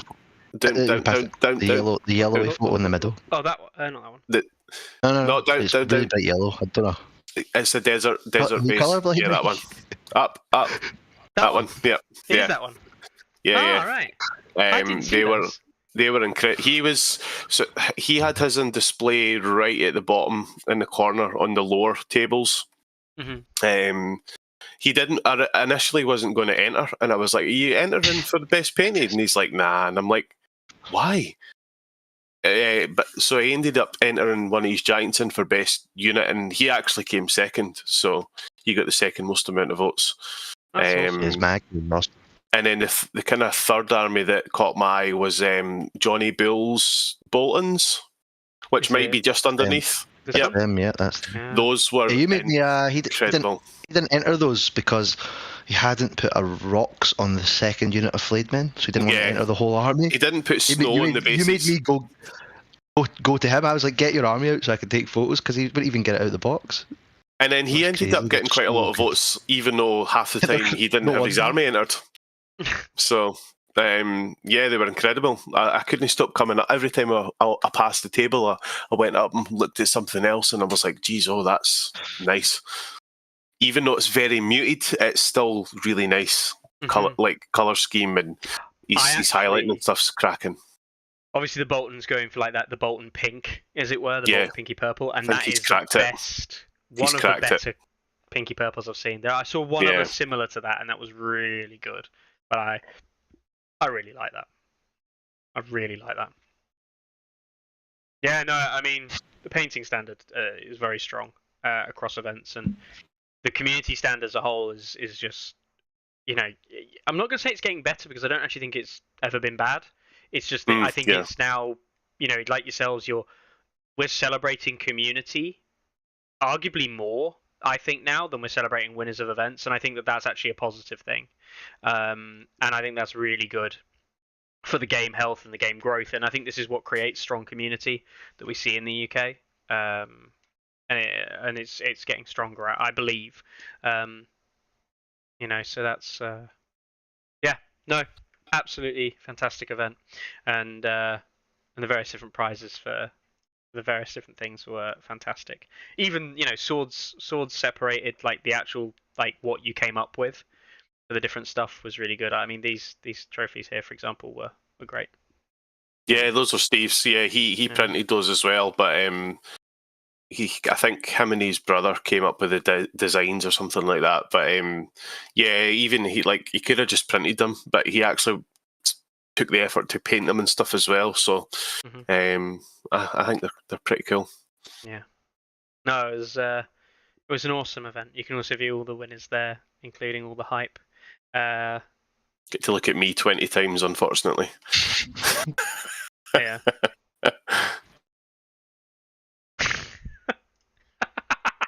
You know who he's looking at, don't you? You know for a fact who he's looking at. Yeah. Oh, it's I mean, it's amazing. Luke as well, who won best sports and best and spoon as well. And I played him game one, and it was quite clear. He was about 8 games in. He was quite new to the game. And he really spoke to him after the game, and then after the event as well. He came over and he said, you know what? Thanks to game one, you know, it was helpful. You taught me some things, but also like he just really loved the event. For him, like he really enjoyed the event, and it wasn't about him winning things. It was about he actually just enjoyed being there and spending time with an event and game system that he's barely invested in. You know what I mean? He's 8 games into his Song career, and that's the feeling he got, and I think that's superb. And he did well as well for prizes. Yeah, he did, didn't he?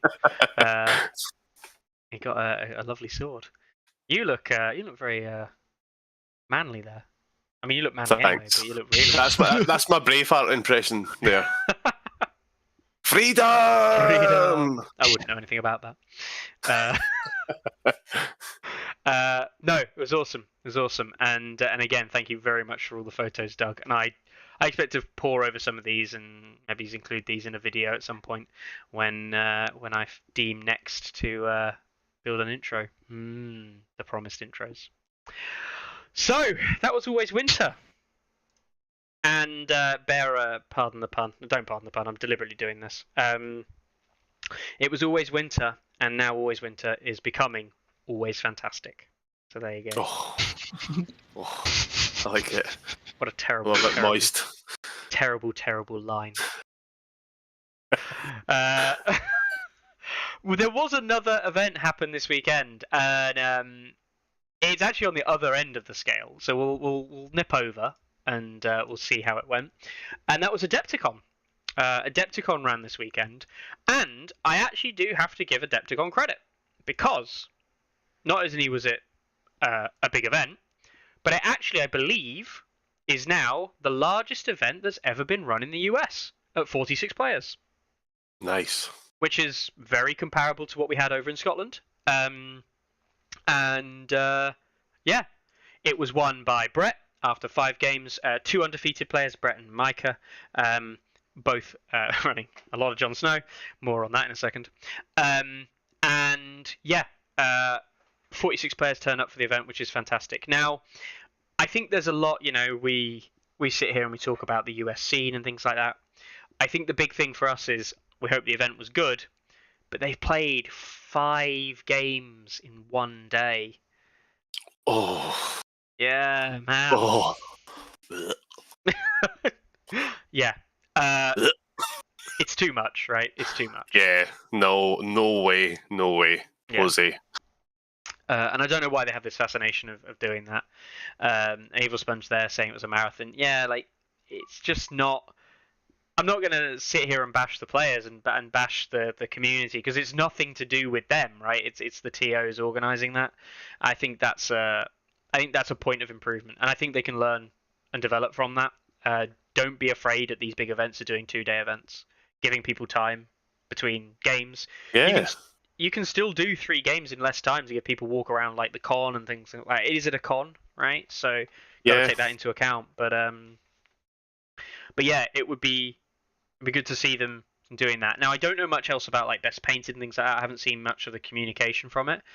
But like Always Winter, which was streamed by DMG, for those people who are interested, you can watch all of the top table action from across not just the Saturday but also the Sunday, and there are games from I believe there was some stuff on the Friday, but the stream was poor quality, so I think they cancelled it. The Rotterdam White Scars. Yeah. They'll also be uploading Jerome Felix's games at some point as well. Yes. On YouTube. So Jerome was, I always mispronounce his name, it's really bad. He was also recording, as you say, and if you don't know the Rotterdam White Scars, they will be coming to a episode near us soon.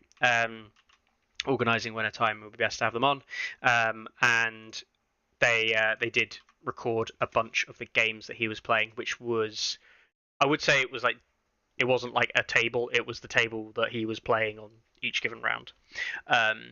So yeah, expect those to come soon as well. So there was loads of coverage there, and we also saw Adepticon coverage from Sunday Slaughter, which was great as well. And it's, again, fantastic to see consistently now becoming a mainstay. Yeah, the event in Adepticon, I guess the only thing for Adepticon, and it is at a con, so I do have a bit of sympathy, because I think people, they're more inclined to want to go and do other things, especially if they're no longer in contention for running. But it is a bit of a shame that you look down the retired list, and there's about, I think I counted it earlier, there's 1, 2, 3, 4, 5, 6, 7, 8, 9, 10 players. 10 players across the tournament resigned before, or didn't play all 5 rounds. Now, I'm not going to blame the players for that. I think this is exactly in the same way that exactly as what I said to you, John, in that we didn't get resignations, because I think that everyone went to the event to play in the event because they appreciate the event, and the event had a good structure and a layout. And I think there are 10 people here who ultimately resigned because it's a big ask playing 5 games in one day. Especially at a con like that, where you want some free time to catch up with people, to go and see. So I think there's, from a organizational perspective, there's some lessons to be learnt there, because that's nearly a quarter of the showing dropping out. So, in comparison, John, you're smashing it, mate. That's what I like to hear. I won't go through. I don't know the full story from the event. I would say I was keeping up with it, but I wasn't. I was too busy playing my own games and doing my own thing. Stats-wise, it is very similar, right? We saw a much weirder split in terms of factions, with basically no free folk whatsoever. Why? Yeah, which is, I think, people perhaps don't like them, or there's this air of maybe they're too strong. But what we do see is we see Jon Snow having 22 games and another repeated 73 win rate. So Jon Snow putting in a real shift over the 2 events, holding up an average of like 71 to 73 win rate, which is mental. What's Kevin's? Kevin at this event, take a guess.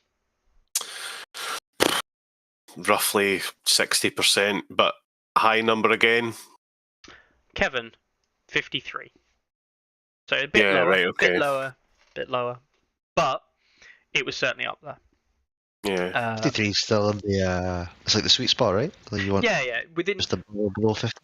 we've always said within 5% is good, like a 5% swing. So 55 to 45 would be like reasonable.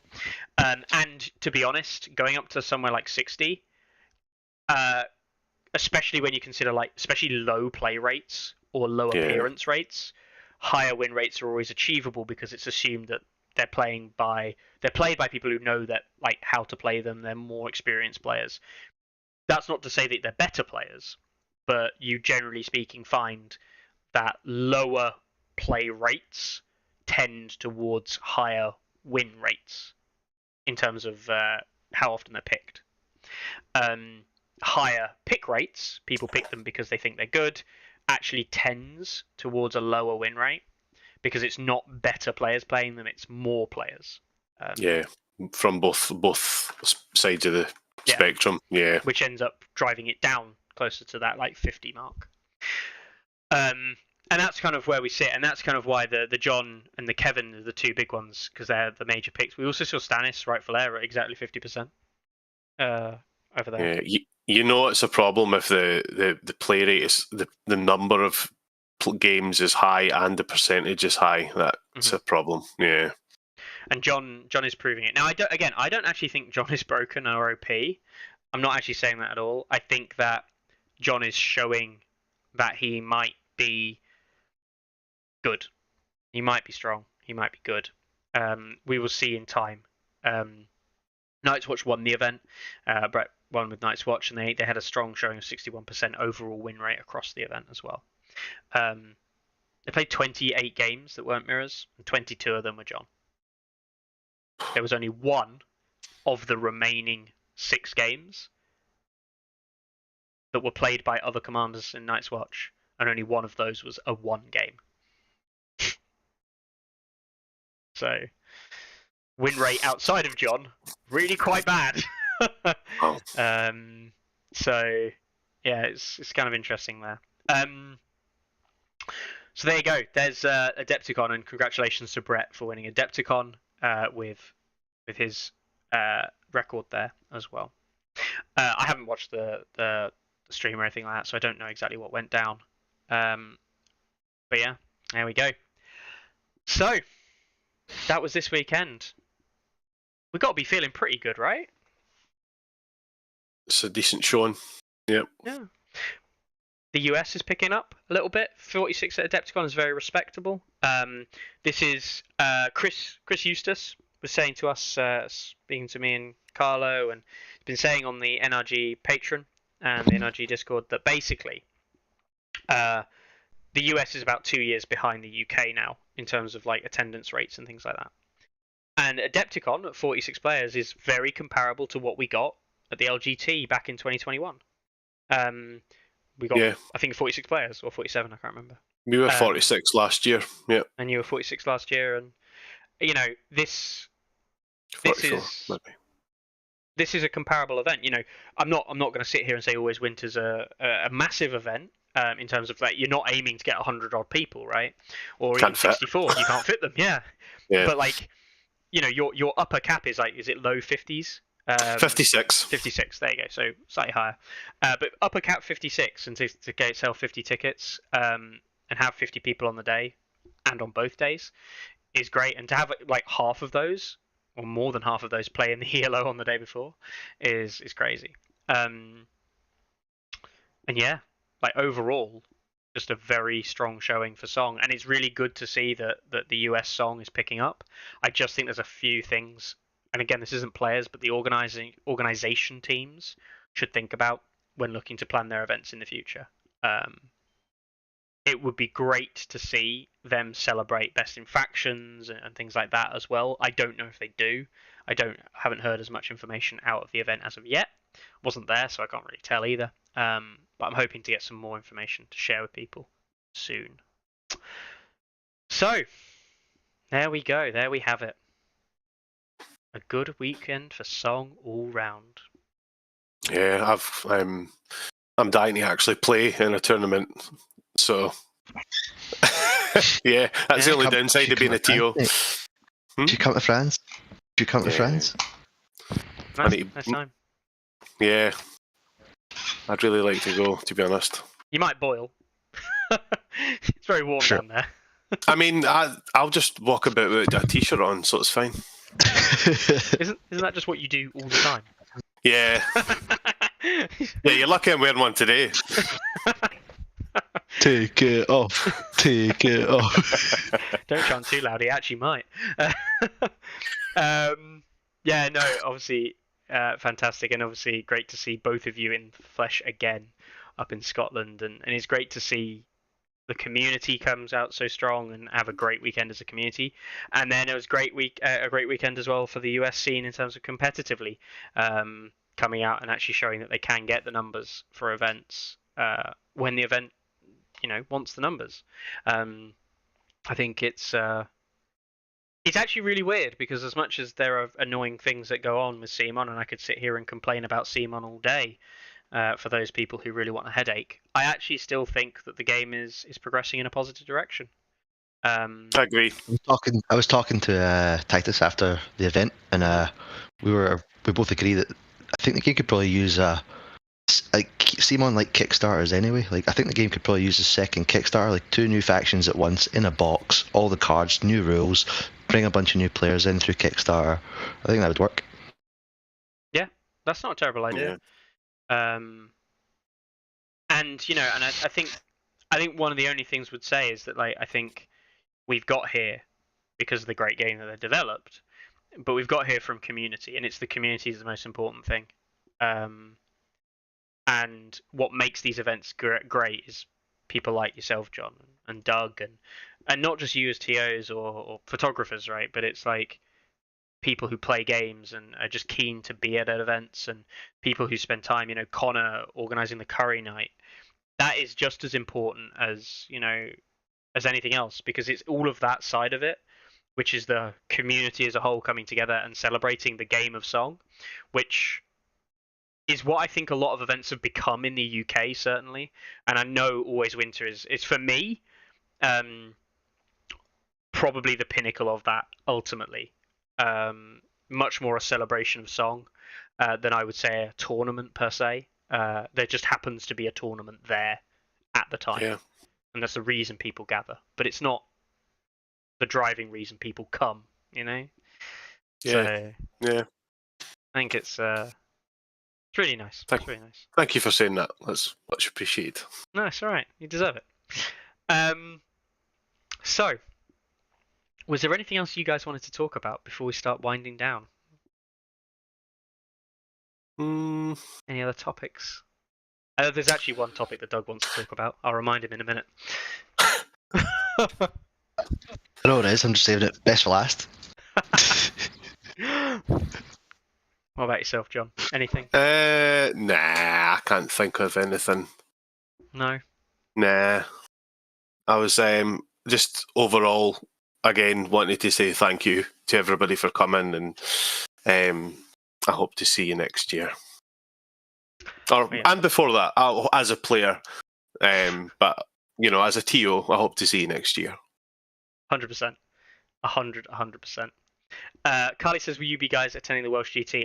I'm not going to lie, I probably won't. Wales is a bit of a pain in the ass to get to for me, and it's a bit of an awkward time for me as well.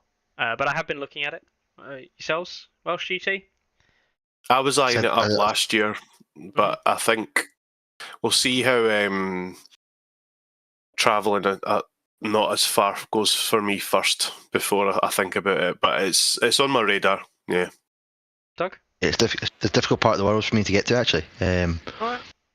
I got that 3 hours extra on John. I tried last year. I can get to like Bristol pretty easy, and then the next couple parts is difficult timing wise, and I'd have to leave like a day or more than a day in advance, and just all. Or if I'm driving, I'd have to charge the car 4 or 5 times on the way. Is it in Cardiff? No, it's in Pontypool, right? Pontypool, right? Yeah. That's relatively near Cardiff, am I right? It's a Newport? What's it called? It's bad, isn't it? It is bad that you. I don't know cities in GT Wales. That was right. It's in. Pontypool. It's. Yeah, just north of Yeah, Cardiff. relatively. Yeah. North of Newport. Yeah. Yeah, getting to Cardiff's not too much of an issue for me. It's just an easy flight, but I would probably fly more than anything. Obviously, not just the Welsh GT, but are you thinking about any of the other events, like any of the circuit events? Got Leeds, London, I'm assuming no, because that's like 3 weeks as well. Leeds, Birmingham, the Darlington Northern GT, run by the DMG guys. I'm seriously considering Darlington and potentially Leeds. That's awesome. Doug, yourself as well? Darlington's the only one that kind of works out date-wise for me. It's my wife's birthday, but she's a reasonable person. Celebrate it before, that's fine. No, that would be awesome. Awesome. And, it's my hometown. Like, people coming to visit me, it's great. I'm looking forward to the circuit. The circuit, and I don't just mean the circuit in terms of Carlo's events, but the GT circuit this year and the various different events we've got going across the country. Even if I can't attend them all, just the options that are available, I think, is really strong this year. Cool. So then, Doug, you had one thing that I know you wanted to tackle with myself. Is it the dice? Just checking. It's not the dice. What is it? Although, what was the dice thing that you wanted to talk about? Jesus. Just liar's dice. Liar's dice. Yeah. There's a new reigning champion in Elite Teddy. He's 2023 the liar's dice champion, replacing Carlo from last year. Yeah. Liar's dice. If you don't know and you haven't played it, we won't tell you the rules. I'm sure you can look them up online. But you can just make up your own, like we do. Make up your own rules. Make up your own rules.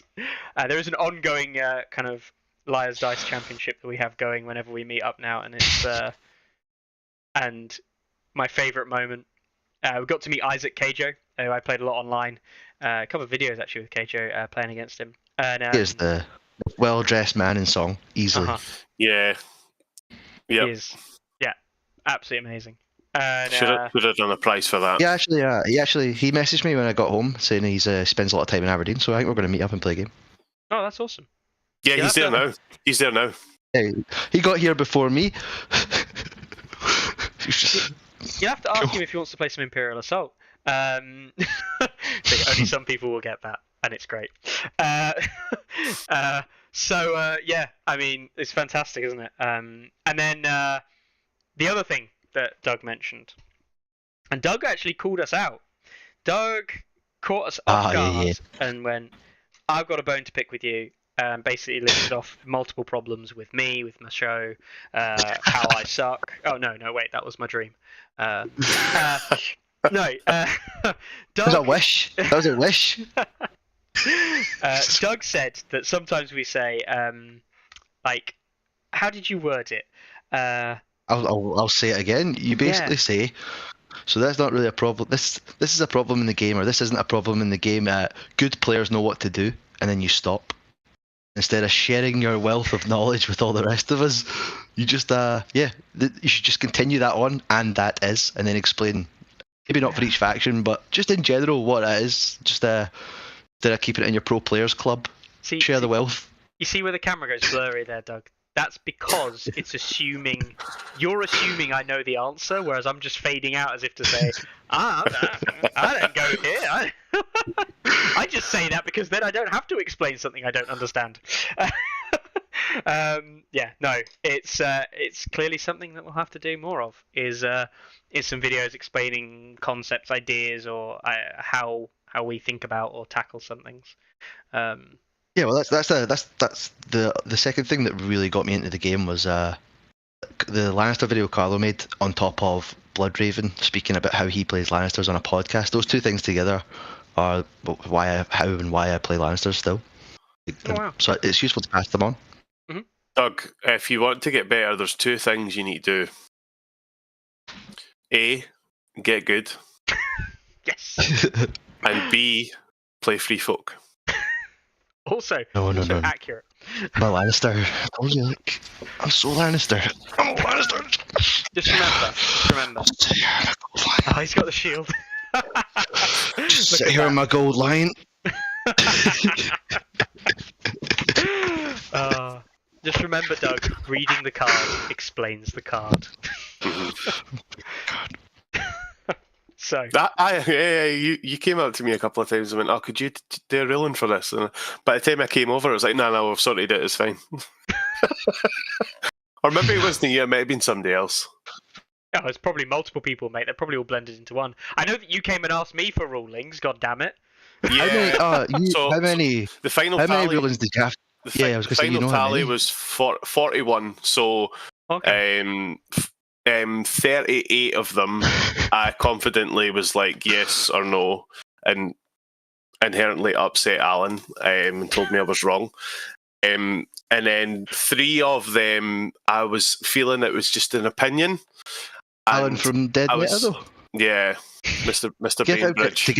To give him credit though, he takes a ruling. Like if you make a ruling, he'll take it. Yeah, to the point where I corrected myself and went, actually, that's wrong. Do this. And they hadn't done it yet, and he's like, "No, I'm taking your first answer," and I'm like, "It's wrong." Yeah.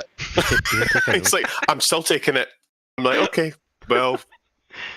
But yeah, the other 3 that I wasn't sure, it was just an opinion.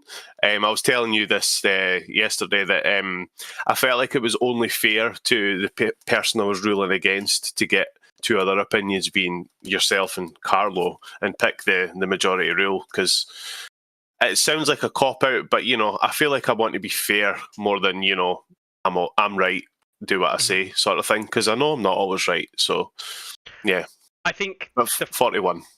the funniest one about those 3 is, I'm right in saying this, John. For all 3 of those rulings where you asked me and Carlo to We get picked the majority same. rule.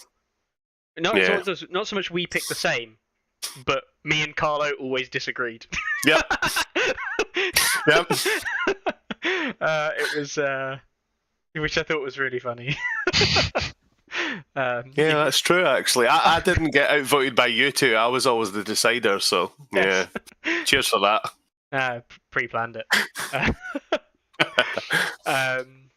All right then. Well, fantastic. Well, thank you very much, guys, for coming on.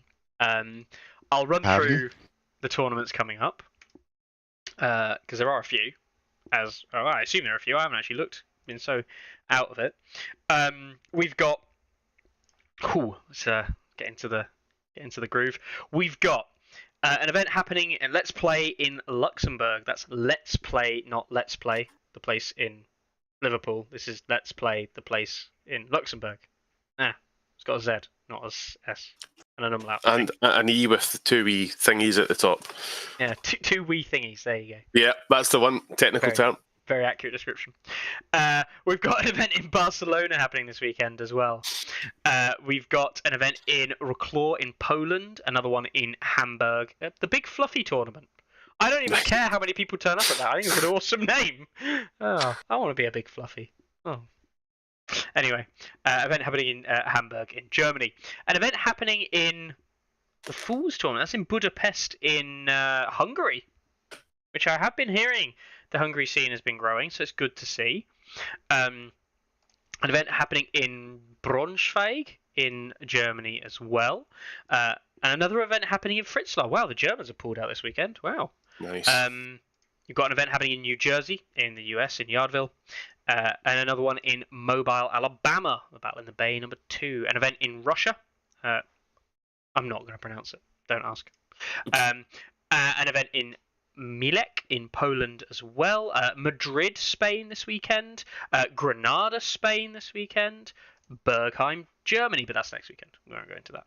So 1, 2, 3, 4, 5, 6, 7, 8, 9, 10, 11, 12, 13 events. And I think Germany wins this week's award for coming out and representing. So yeah, I mean, first of all, that's a lot of events. It's getting common to see a lot of events. It's good. There you go. It's a good thing, right? Can we successfully say that the game feels like it's active? I think we can. Yeah, definitely active. Yeah, I would agree. So, my final question to you before we do sign off: if you had to go to any country in the world for a Song of Ice and Fire event, which one would you pick and why? Ooh. Hmm. You can choose any. Can I Ideally pick one. any country or ones where events have actually been run? Ones where you think there's a scene. But I would Okay. allow you any country if you really, really want to have a preference. Do you know what? This isn't very far, but I really, really have wanted to go to the events in France. Just because I want to see how they work. I want to see what their community's like. And I've been there plenty of times before, and I love it. That But is- I think if I'm actually going to pick two, though. Okay. Sorry, sorry, Doug. The other would Making a be rules, mate. Poland. Why not? Because I've been to Poland before, and the people have all been great. And I just want to see how they work and see how their communities work. And yeah, No, I love how Nicholas in chat just happens to have appeared. He's like, "Hi, from France with love." Well, there you go. There, Nicholas, you've got another fan in John sitting here as well. What about yourself, Doug? Same answer. France, different. Same answer, different reasons. Yeah, French GT is my tournament of choice. Just I was overwhelmed with the hospitality we received when we went over. Oh, amazing. And continue to receive to this day. I still have people messaging me like asking if I'm going to come to events in France, and like I love that community. I love the layout of the tournament, the space, the food, the community. Everyone was really nice, and yeah, I mean, I can't pick a flaw in that event, so why not choose it? Yeah. I think if I had to choose one, Italy, because I like Italy as a country. Italy's maybe, but actually, I don't think drive there. Yeah. Oh no, don't. I did it last year, and it was a mistake. scary. Yeah. I think if I was actually going to choose one, though, obviously it would be great to go to the US and talk to a lot of the guys in the US. I actually think that Germany, though, would be my choice. I really want to see the German scene kind of grow to what we see in Poland, and it looks like it is getting It's there. not because of your strong friendship with Larks. It's not, it's not just Larks, but like I'd love to meet Lockerbie and some of the other guys over there, and I think I quite like Germany as a country as well. But yeah, any of those would be awesome. You and Larks had a little date night recently where you watched games Singapore. together? No, not yet. Singapore, oh yeah. Yeah, somebody just said that in the chat, and yeah, that would be awesome as well. Yeah. Singapore would be amazing. So many places to go, so many games of Song to play, so little time and money. Here's a question for you, Mickey. Oh. If you were to go to another country to play Song where you're required to go take a flight, what army would you take? The simple answer is I would nearly always take Free Folk. And that's purely because it's magnetized to shit. And it travels well. Right. Because I've traveled with my Free Folk. I actually have, in terms of packing on a flight and stuff, I've got my Free Folk down to an art where I can pack quite small. I took 4 boxes to France and a little satchel. A satchel for clothes and stuff. And the 4 boxes that I took, I didn't need one of them at all. It was entirely just for the Greyjoys, for the ELO. But I don't care about those. I just threw them in a box. They literally, you can testament. I picked up a box like this. This is actually a full one because this is on the. Oh no, this isn't the. This is the full one, yeah. So I took up the box. I took the tray out. I would take the lid off the unit box, and then I just went like that into the box. Oh, I know, the heathen. that makes me feel ill. It's fine. Yeah, when I went to the London GT, I didn't take my Free Folk because I don't have I don't have the original boxes for them anymore. I binned them all, and they're all in cupcake boxes but without magnets. So I ended up taking neutrals so that they wouldn't get damaged in transit because they were in the original box. I mean, I probably over-magnetize my shit. It's quite scary, but you can't go wrong where you can stick your unit on the fridge and it doesn't move. Yeah, it's my favourite thing to do. I've always been meaning to do that, but I just can't be bothered. Fair enough. Not cheap either. It's enough effort to actually get them painted.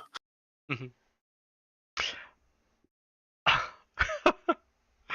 we've had a submission, and I'll share with these. I'll share this submission for you for zeros that you may want to see, because I know Carlo's not here to give out any of those luscious zeros, but you guys have got a fine palette for painted models. And we have I'd appreciate a painted model, yeah. Yeah. See, we'll load up this one quickly. We've got this here, this Shadow Cat, with a quite nice base. Carlo would of course hate it. It's a rock, and he hates his rocks. But there we go. We've got that nice little Shadow Cat there. Get a picture from That's the other lovely. side. There we go. There's the other side there for you as well. Yeah, it works. I always envision it having stripes, and it's I quite like the fact that it doesn't. To be fair, yeah, that's lovely. Yeah. He did this Because the snow's so stripy. because the snow's stripy. He did. No stripes. He did this. This is based on his actual cat. Ah, Which he right, also sent me okay. a picture. That is a stripy cat. This is what Tourney Grounds needed. More cat. More cat. Viewer numbers just skyrocket through the roof. Yes. But there you go. A 10 out of 10 for the cat photo. That's a great photo. Yeah, what's that cat doing? Is he having a good time? Or is she having a good time? Yes, is the simple answer there. Yeah. Yes. That's a great photo. I love it. And a solid zero. I'll give on Carlo's behalf for that. A rocky zero. So I would give that out of 10. Yeah, 10 gone. I would give it a 7 out of 10, but also a 0 out of 10 because it looks nothing like your cat. At least those pictures don't look similar. 0 out of 10 for no stripes, but 7 out of 10 for no stripes. Doug? Yeah, it's a strong 0. Strong 0. There we go. Well, thank you very much again, guys, for joining us. I really hope you appreciated that, Brannon. I know that you love sending stuff over to us to get rated. And thank you very much for everyone tuning in. It's been lovely talking to these two lovely guys from Scotland. Any final words from either of yourselves? I'll jump in and shout out my two other lovely guys from Scotland, Ryan and Paul. Just thanks for the practice before the GT, and those guys were up super late the night before painting, make sure their armies were done, and they both looked great, and they had a great weekend, and I had a great weekend. Awesome. So from Aberdeen, yeah, cheers. Awesome. And likewise, yeah, again, I already thanked him at the tournament, but Connor, Stevie, and Steve from Common Ground, thank you very much. And again, thank you very much to everybody who came. It was a pleasure to see you, and see you next time. Thanks for having me on here as well. Much appreciated. We'll have either of you back also on again. A couple people messaged saying it looks like I'm in a padded cell, but it's just a mirror. Like, it does look a little bit like a padded cell. Well, it's like a public toilet. It's just a mirror. And with that, guys, we'll retreat to our Portaloos and we will call it a day. So thank you very much for tuning in. Have a good week. I wish you all the best in your events. All over the weekend and during the week and all your games. Enjoy a nice picture of a cat, and we will see you next time. Ready?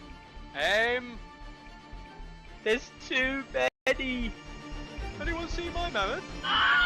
Stubby!